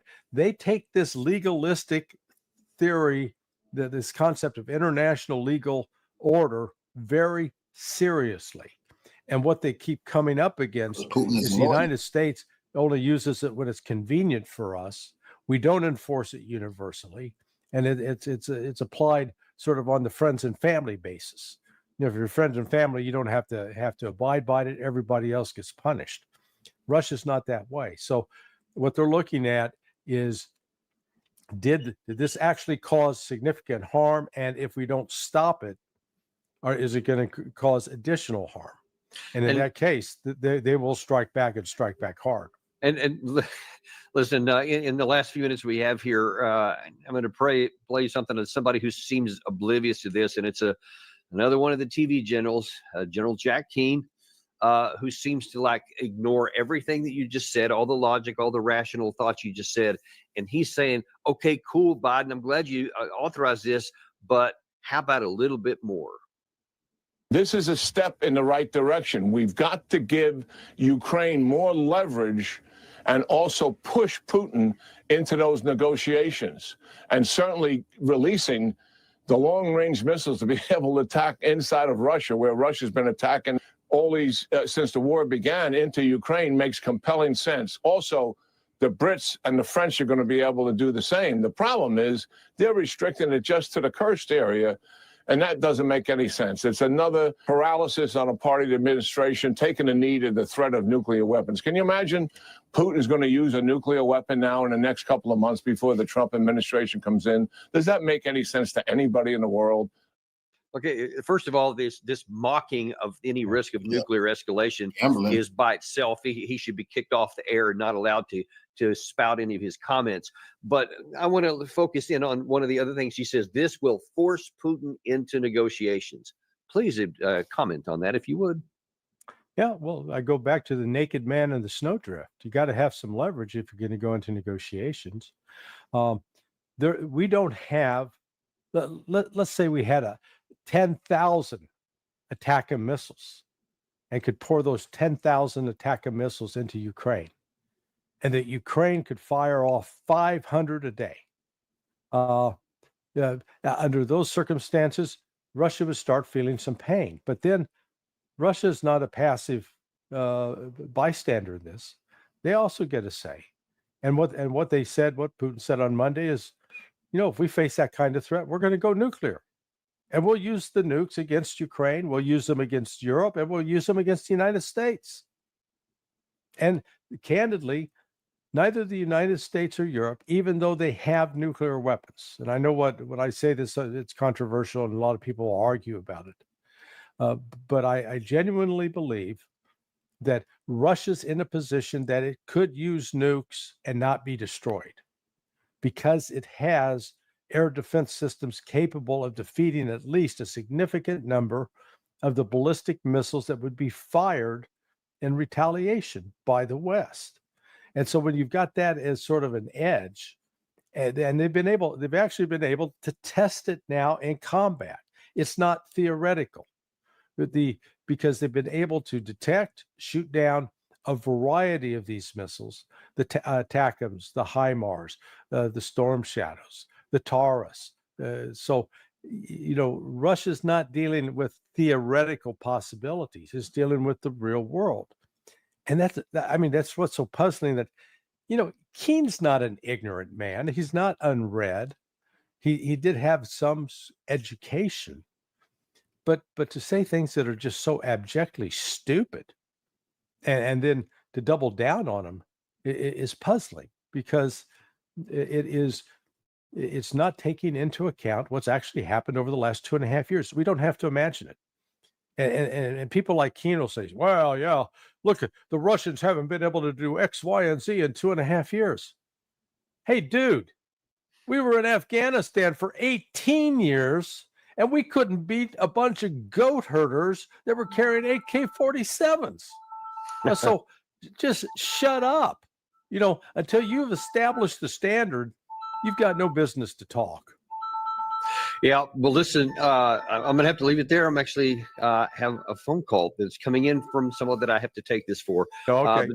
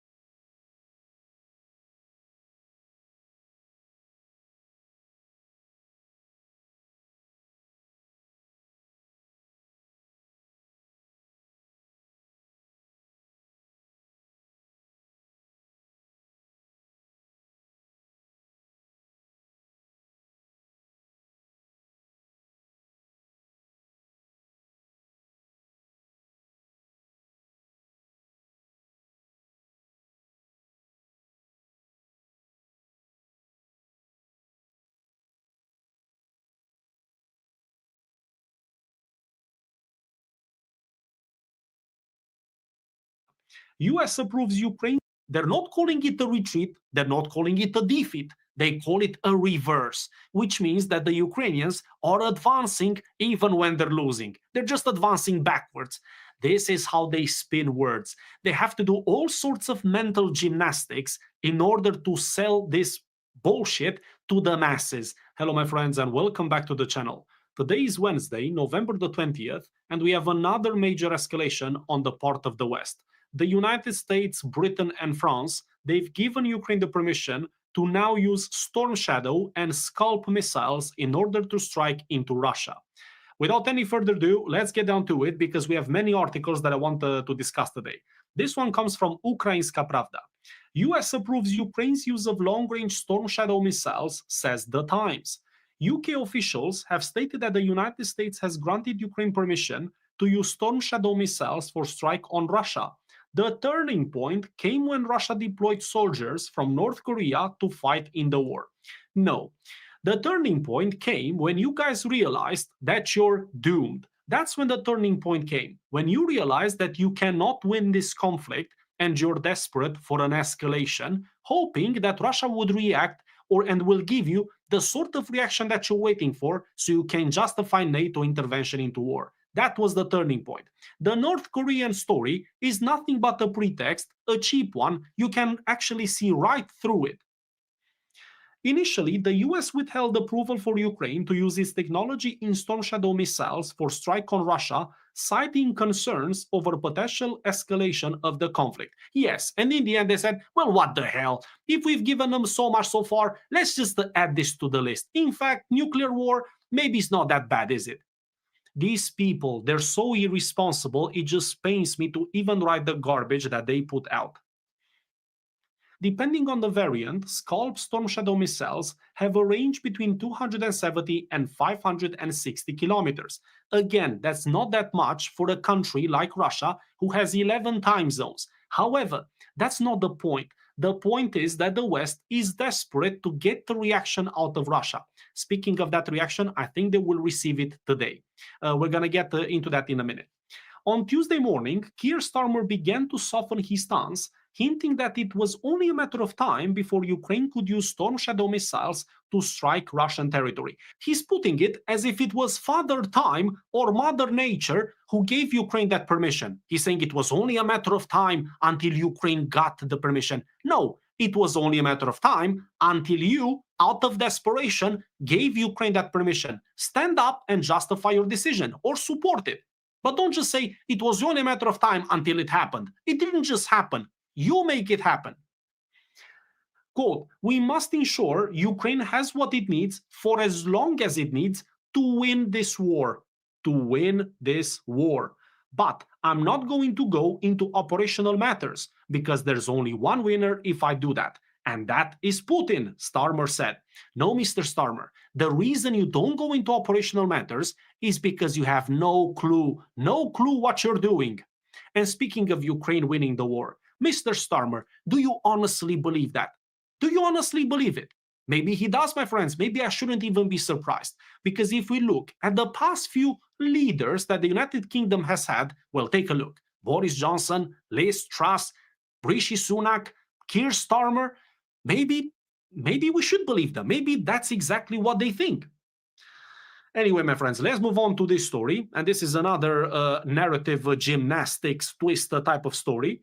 US closes embassy in Kiev for 1 day. Information received about likely large-scale strike on the 20th of November.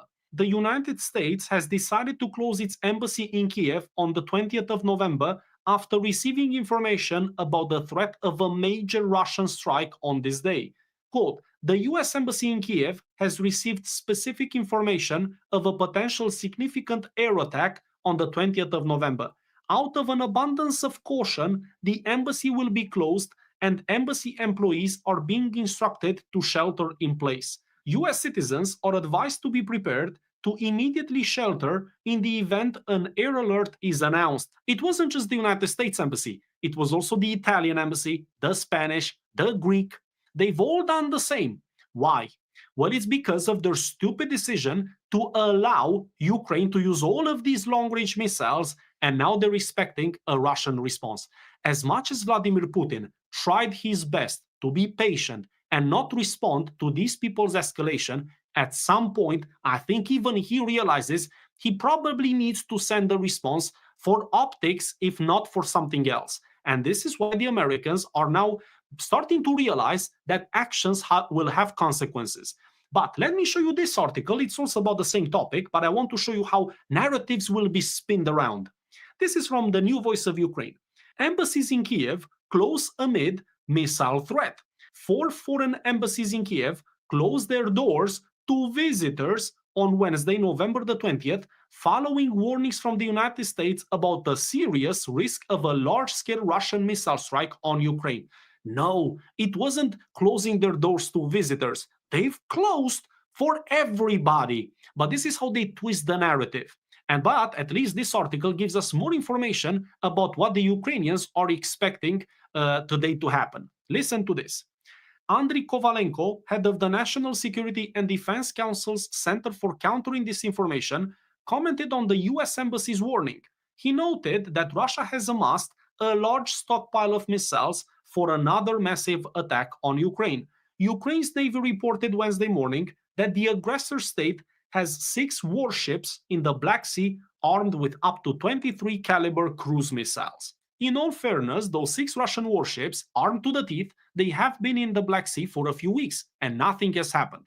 But maybe now the Russians will respond by using those, as these people put it. However, that will be a response to the escalation of the West. The West has decided to escalate this further with no regard for the Ukrainian citizens. They will be the ones who will bear the consequences of the West's actions.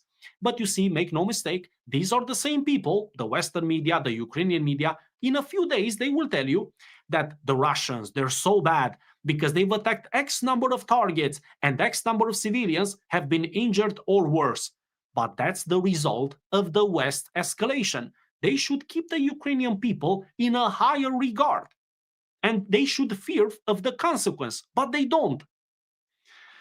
Anyway, my friends, let's look at a very bizarre story. And this is about Valery Zaluzhny, and I am pretty certain this is related to the future elections in Ukraine whenever those will take place. Listen to this article. It comes from the New Voice of Ukraine. Valery Zaluzhny visits UK training ground for Ukrainian military. Ukrainian ambassador to the UK, Valery Zaluzhny, and British Deputy Defense Minister Luke Pollard visited Ukrainian soldiers at the Santana training ground, Zaluzhny wrote on Telegram on November the 20th.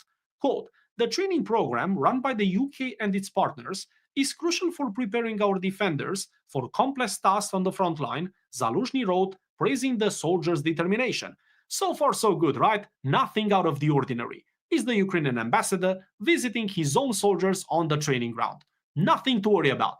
But it's what he says after that makes this so revealing. Listen to this.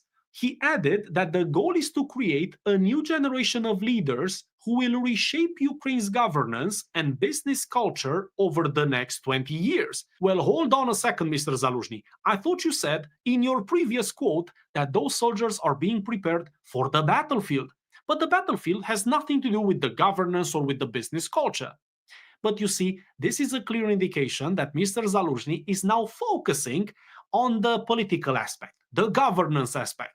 He knows he's the chosen one of the West to replace the green t-shirt next year. This is what's going on here. And if you have any doubts, let me destroy those doubts with the next quote. Quote, we're close to convincing the British that their investment is safe in Ukraine through our education and the training of future officials from ministers to President, Zaluzhny said. Isn't it obvious what he's doing? He's openly telling Keir Starmer, look, you can rest assured that our future political class in Ukraine will make sure that the country will be nothing but a puppet state for the West. That the Ukrainian politicians will do the West bidding into the future. This is what he's openly saying. This is preposterous, but this is why he's been chosen to replace the green t-shirt. This is why the West likes him so much. My friends, let's move on to the final story of the day.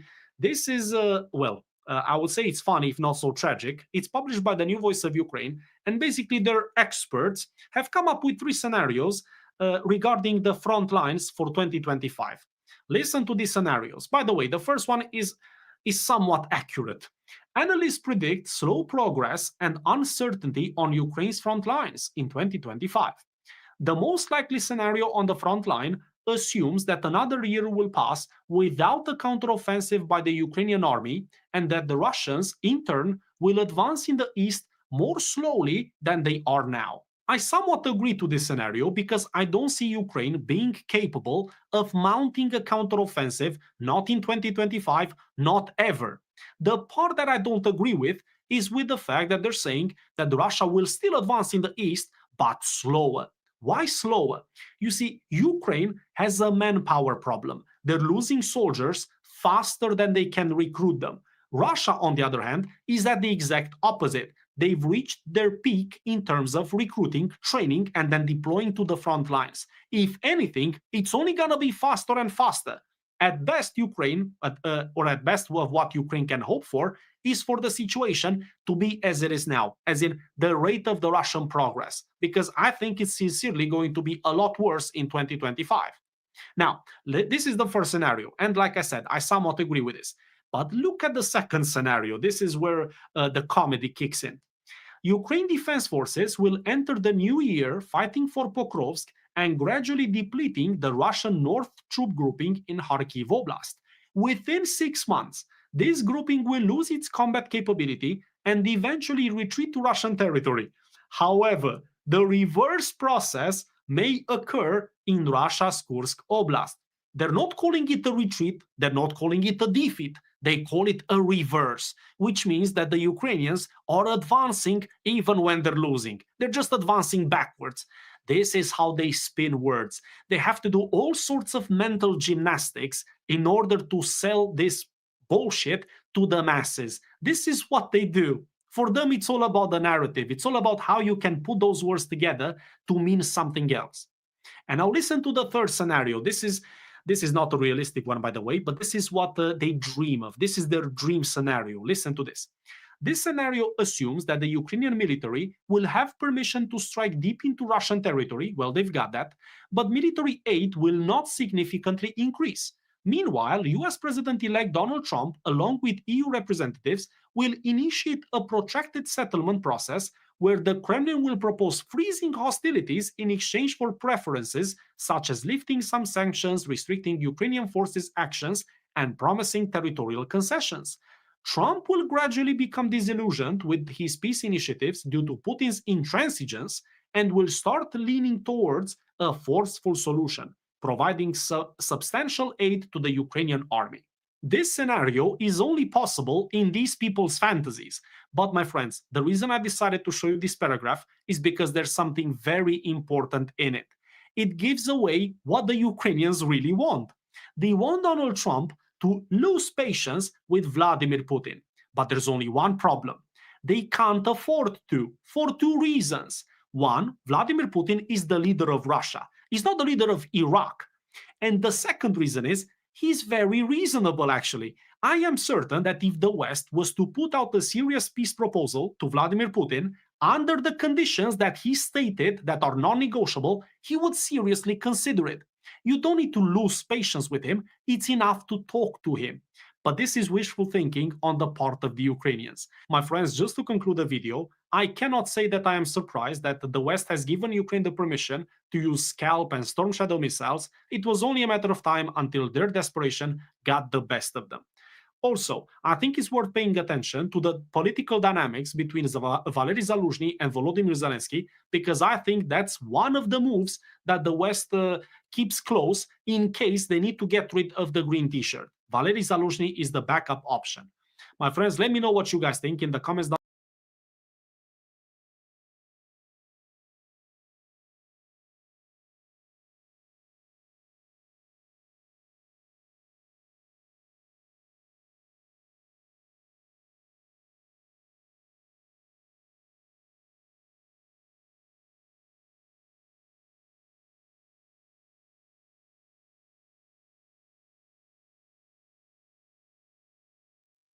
These bomb shelters are designed to protect against radiation and natural disasters, and they're now being mass-produced in Russia, the country's Emergency Ministry Research Institute has said. The announcement coming as US President Joe Biden's administration agreed to allow Ukraine to fire American long-range missiles deep into Russia, though the Research Institute did not link the production increase to any current crisis. The Cub-M shelter is said to defend against a variety of threats, including shrapnel, debris, and fires. It can even be deployed in Russia's vast northern permafrost, according to the State Institute. A standard unit can hold 54 people, but additional modules can be added. The war in Ukraine is entering what some officials say could be its final, most dangerous phase. Moscow's forces are advancing at their fastest pace since the early weeks of the conflict in 2022, while the West is seeking to shore up Ukraine. On Tuesday, Russian President Vladimir Putin issued a warning to the US, lowering the threshold for a nuclear strike. On Monday, the Kremlin called Washington's long-range missile decision reckless and said it would respond. As much as I have expected for the Democrats to do all sorts of things after Trump was elected, I get an eerie feeling that they are plotting, they are trying to thwart his or stunt his agenda. And we see it now with the way that the Biden has approved these long-term, long-range U.S. weapons by Ukraine to target locations in Russia. Why would they do this in the midst of the end of the presidency when they know this was kind of a red line that Putin set? Well, because exactly that reason. He's a lame duck. You know, the things that's going to happen between now and January 20 are going to be kind of frightening. Right. The good news is that we've already lined up appropriate people to deal with this. And Putin and Trump have been talking, and he's been talking to all of the parties. The reason why maybe 8 or 10 shows ago, I painted that picture of why it was so important to vote for Trump, because I don't want to see anybody's son or daughter flown back to Delaware in that silver casket with an American flag draped over it because of something that's happening in another part of the world. I'm not an isolationist by any stretch of the imagination. I know that the United States has allies and we need to protect those allies. However, this is 2024. There's no reason for us to put boots on the ground, but this move by Biden is definitely crossing that line with Putin. You know, in my estimation, we have given the Ukraine too much money, you know, way too much money. At some point, you have to defend yourself. At some point, as a nation, you have to defend yourself. You can't expect the American people's goodwill to fight your war, to lose our youth, come in and rebuild your country, restart your economy.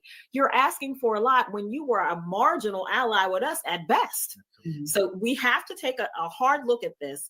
January 20 is going to come, and KJ, all the things that you're feeling intuitively are going to happen. They are preparing to attack us back, meaning the Democrats. They are preparing how they can interfere with getting Trump's nominees not cleared, right? So they're doing all of that. We've already heard about, you know, Matt Gaetz and all these, you know, underage parties, and they don't like Pete Hegseth, and they don't like this person and that person.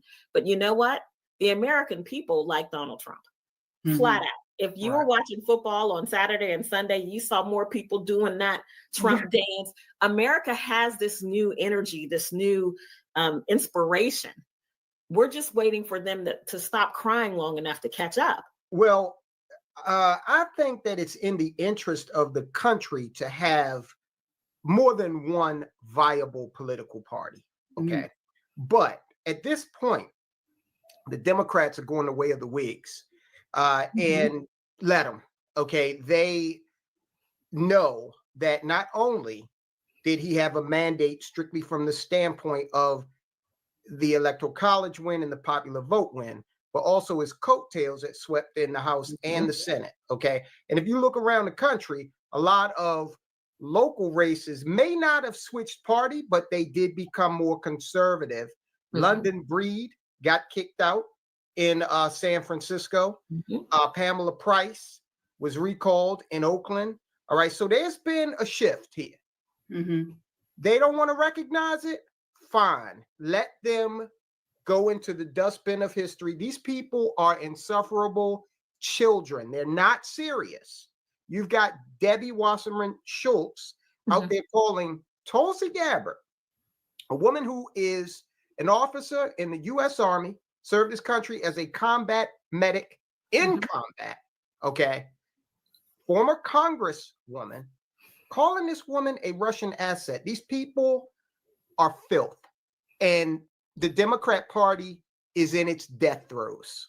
They're doubling down. Some of them are doubling down on it. And the truth be told, I hope they continue to double down. Because what's going to happen is we're going to get more than 4 years of Republican rule. We'll probably end up with 12 or 18 years, and I'll take that. We'll straighten out the country. We'll roll back these stupid EV mandates, including here in Maryland. We'll roll those mandates back, and life will be good for us. Listen, folks, if you don't want to spend $50,000 on an electric vehicle that may or may not start in the wintertime, that you have to plug up and sit there and wait for an hour before you can drive, hit the like button. We're over these folks. We're over these mandates. We're over all of this crying and lamenting and gnashing of teeth. Get your lives together, Democrats. Get your life together. You're supposed to be a good American first and then partisan. That's what you're missing. I highly doubt Putin is going to take the bait on this. He's smarter than that. He knows he's got to wait 2 months for some new leadership that will be serious and try to walk us to a path to peace in this whole thing. But it's important that people realize this was their plan if Kamala Harris had won. They would have escalated that thing, and we would have been in World War III in short order. That was their plan. That's why they want to, send America this parting gift of, an increased escalation, increase in the escalation tempo over in that part of the world. But I highly doubt Putin's going to take the bait on that. I agree. And then we see, Biden just announced that he's trying to expedite as much money as he can before he gets out of office to Ukraine. He's trying to expedite the remaining approved U.S. aid. So, these people don't care about Americans.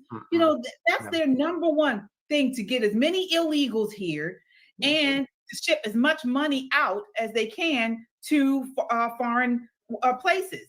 And as I think it was Ren who commented and said, it's just a way to funnel money through to these oligarchs and these people that they're supporters. So I totally agree with that. And then what do? They continue. They saw that this whole idea of woke policies, DEI, and all of that was totally shut out in the election, and they continue to do it.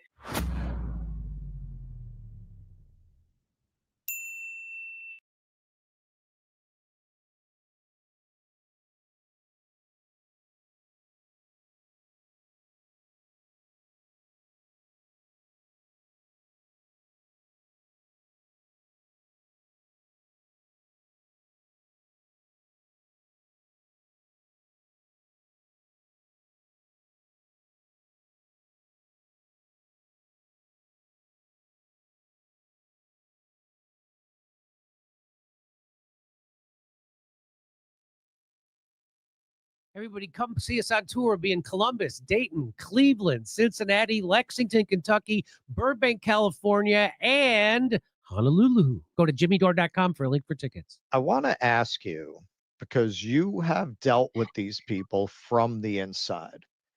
I said throughout the election that if Donald Trump is allowed to become the president, I have to reevaluate my understanding of the deep state.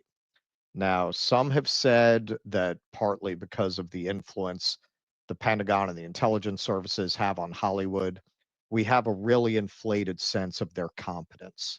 So some people would say they did try with the incident in Pennsylvania and such, but they just failed. Do we have a functioning democracy? Because I think a lot of us in this space assume that in the end, if the deep state does not want someone to be president, they won't be. And some people answer that, yeah, well, no, Trump is an op. I don't buy it. I don't buy it. It seems to me they did not want him. So are they not as powerful as a lot of people in this space think? Do they have less control than people think they have? They have total control, except for one thing. The American people.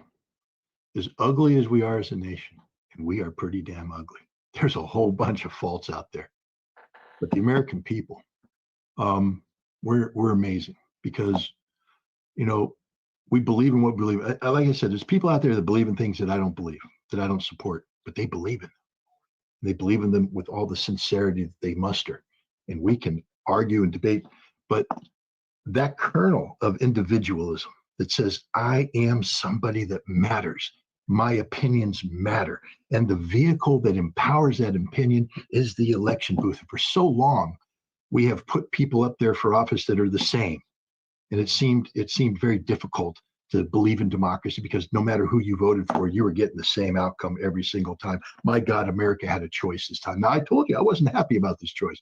I am not a, MAGA, rah, rah, rah guy. Not at all. There's a lot about Donald Trump that bothers me a whole bunch. But what doesn't bother me about Donald Trump is when he says, I want to bring down the establishment. Now, I believed him back when he ran the first time. I was like, yeah, do it. Bring it down. He didn't. He admits he didn't know how to govern. He admits that he brought in bad people. He said he learned a lot. And look at this. He wasn't supposed to be on the ballot. They did their best to put this man in jail. The lawfare that was run against him, I can't complain at all because nothing, what happened to me ain't nothing compared to what they did to him. Coming at him with, full barrels, Gatling guns, the whole thing. He wasn't supposed to be, not only wasn't he supposed to be on the ballot, he was supposed to be in jail. Donald Trump wasn't even supposed to be whispered.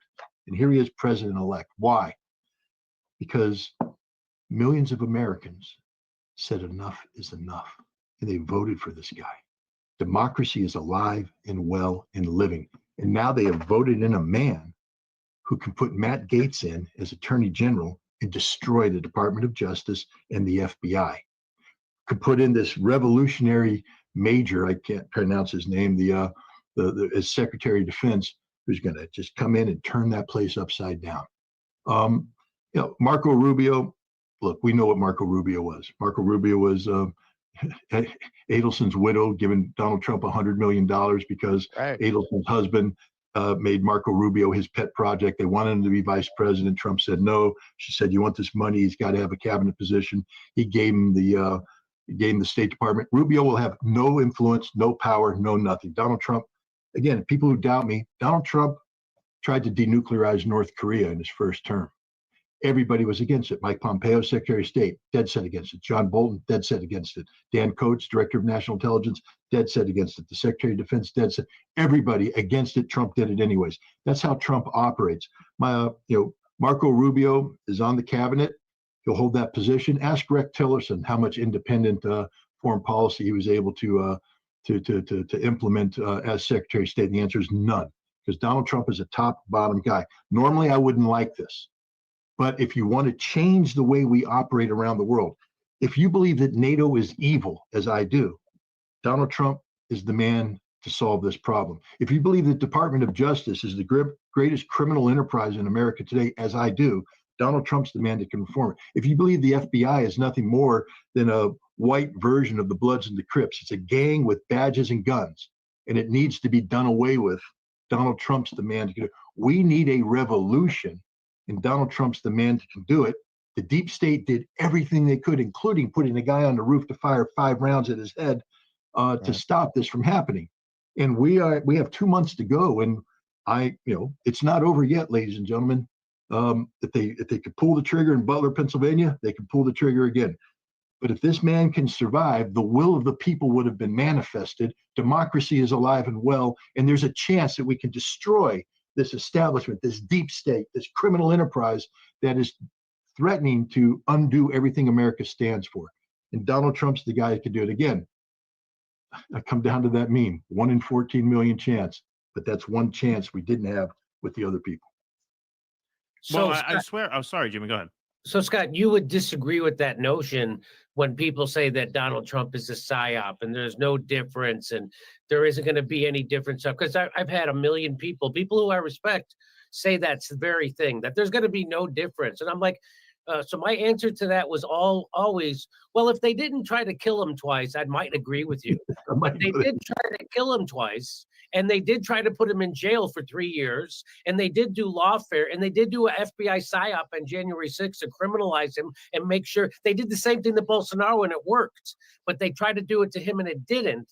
And so why would they do all these things if he is exactly the same, if it doesn't matter? Because because Peter Thiel is his donor. I mean, what? So what do you say when people say things? To me, it just seems like those people are going out of their way to ignore obvious evidence of the deep state being upset with Donald Trump and wanting to eliminate him. What do you say to that? Well, I just say exactly what you just said, though, Jimmy. It's so obvious. First of all, look at the panic that's going on right now in the Department of Justice, in the Pentagon, everywhere, in every government institution. If Donald Trump was a psyop, they'd all be going, oh, we're unhappy, but we're looking forward to the next 4 years and continuing my career path towards retirement. They're all saying, I'm quitting. You got the DOJ and the FBI hiring lawyers right now because they know they committed crimes and they know they're going down. He's not a psyop. He's the real deal. You can't be involved in America today doing what Donald Trump has done. Business of that level, interfacing with the banks. Look, he said, I was the inside. I took advantage of every tax loophole. I was at every fundraiser there was. I shook hands with everybody there was, because that's how you got to rise up into the power. But he was not your traditional politician, because he wasn't a politician until he decided to run for president. He's rubbed elbows with people that you say are the establishment. But his behavior is what counts more than his resume. The fact is, this is a revolutionary. This is a man who's going to take a flamethrower to this edifice we call, this rotting edifice of American democracy. And you just have to look at the fact of everything they tried to do to take this man down. And maybe Russell, you talk about competence and incompetence. I'm somebody who doesn't believe in conspiracy theories, especially when they involve the government. And my simple reason is I've been around the government enough to know that they're not competent enough to pull off half the conspiracy theories they've been accused of pulling off. The government is full of incompetent people. But so you're saying it's that whole Mission Impossible myth. We just assume if they wanted to take him out, they could. And you're saying you're assuming more competence than they have. Correct. First of all, you have to understand, because Donald Trump is real, because the MAGA movement's real. If you had an FBI agent just walk up and pop him in the head, that would be a civil war. So they have to do things, and they were incompetent. They almost pulled it off. That we keep calling them incompetent. Donald Trump's head should not be on his shoulders. His head should have been turned into pink mist. It should have evaporated live on TV. That's what should have happened. The shooter took a shot that was a kill shot.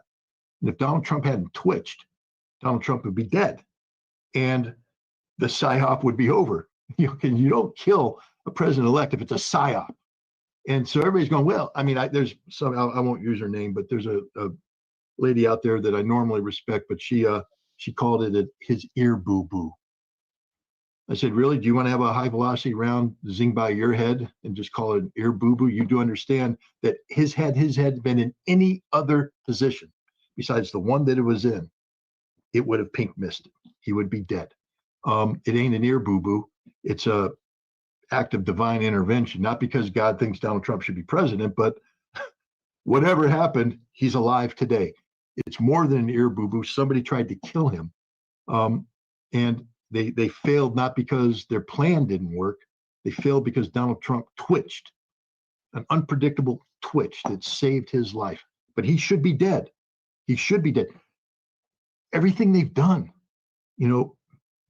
I don't think the U.S. courts have ever taken on somebody this complex before. It's not incompetence. They don't know how to deal with Donald Trump.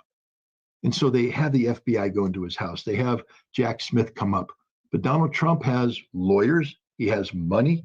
And he can go into the court and he can tie it down. The judges aren't, you see, the judge in New York was totally unconstitutionally aligned against him. But it didn't work because they don't know how to deal with Donald Trump. It's not that the deep state didn't try. They've just never had to deal with this situation before. They've never had to deal with a genuine, honest to God revolutionary coming in and challenging the entire system. Donald Trump's not even playing a game here. I mean, the only game that he buys into is the Zionist game, but everybody buys into the Zionist game. But everything else, he's 100% against the deep state, against the establishment. This isn't a psyop. This is the real deal. And so I also see when the establishment, the deep state, well, even, you talk about every part of government. Well, even the people who run the government, like the people who run the FDA and the CDC, which we know is Big Pharma, they had an emergency meeting the day after Donald Trump got elected president because they were in a horrible panic.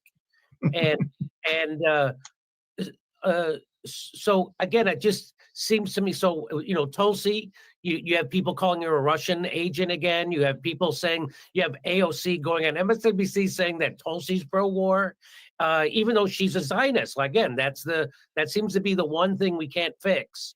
But this is a sea change. Tulsi and Bobby Kennedy and Matt Gaetz. This would be a sea change in the way government works, right? This is the beauty of it.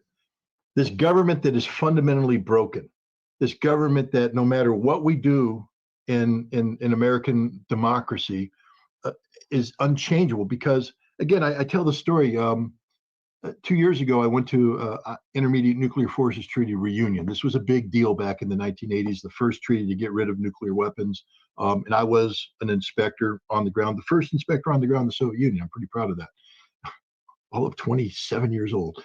But yeah, I was young. But we gathered together. And these are people that are literally living legends, people who were the guys that made arms control what it is. And we brought in a guest speaker who was from the Biden administration responsible for arms control. The speaker is asked to remain anonymous, so I'm not going to use the speaker's name. But the speaker was asked a question by a very experienced arms control professional, retired Air Force colonel. And he asked this speaker, he said, Joe Biden ran on a policy of sole purpose. And what that means is right now we have a nuclear posture, a nuclear policy that says we can use nuclear weapons preemptive anytime we want to against any target we want to, no matter what. And sole purpose is the sole purpose of Americans' nuclear weapons is deterrence, and that we will not use nuclear weapons unless we are attacked by nuclear weapons. And Biden ran on this policy. And so he came in as president and nothing happened. Not only did nothing happen, he actually put out a posture that continued the, doubled down on nuclear preemption. So the question was asked, why? He's the commander in chief. Why didn't he change? You know what the answer was? The interagency wasn't ready for this change. And everybody in the room, these are people who've been in government forever. We all looked at each other and went, did you vote for the interagency? I didn't vote for the interagency. Did you? Did you? Did you? What do you mean the interagency? And the interagency is just a euphemism for a process where all the departments of the government come together and work. Right. But it's become a permanent, unelected body of civil servants, a permanent, unelected body of civil servants that runs this country. The interagency wasn't ready to implement the policy that the commander-in-chief said he wanted implemented. The interagency, I'm not talking about Congress. We vote Congress in. They're supposed to ask questions. The interagency has no rights. The interagency is nothing. But they stop. This is what has to go away. So whenever you hear, oh, they're going to quit, they're going to resign, good. Good, because they're the ones that prevent any change from happening. They are the evil, corrupt, unelected thing that is destroying America. It is a cancerous tumor that's wrapped itself around the aorta of America, the lifeblood of democracy, and they're going to just strangle it until we die. But now we got a heart surgeon named Donald Trump coming in, and he's going to slice them out and throw them away, and we might have a chance to live. 1 in 14 million. Everybody come see us on tour. Kofi, follow me.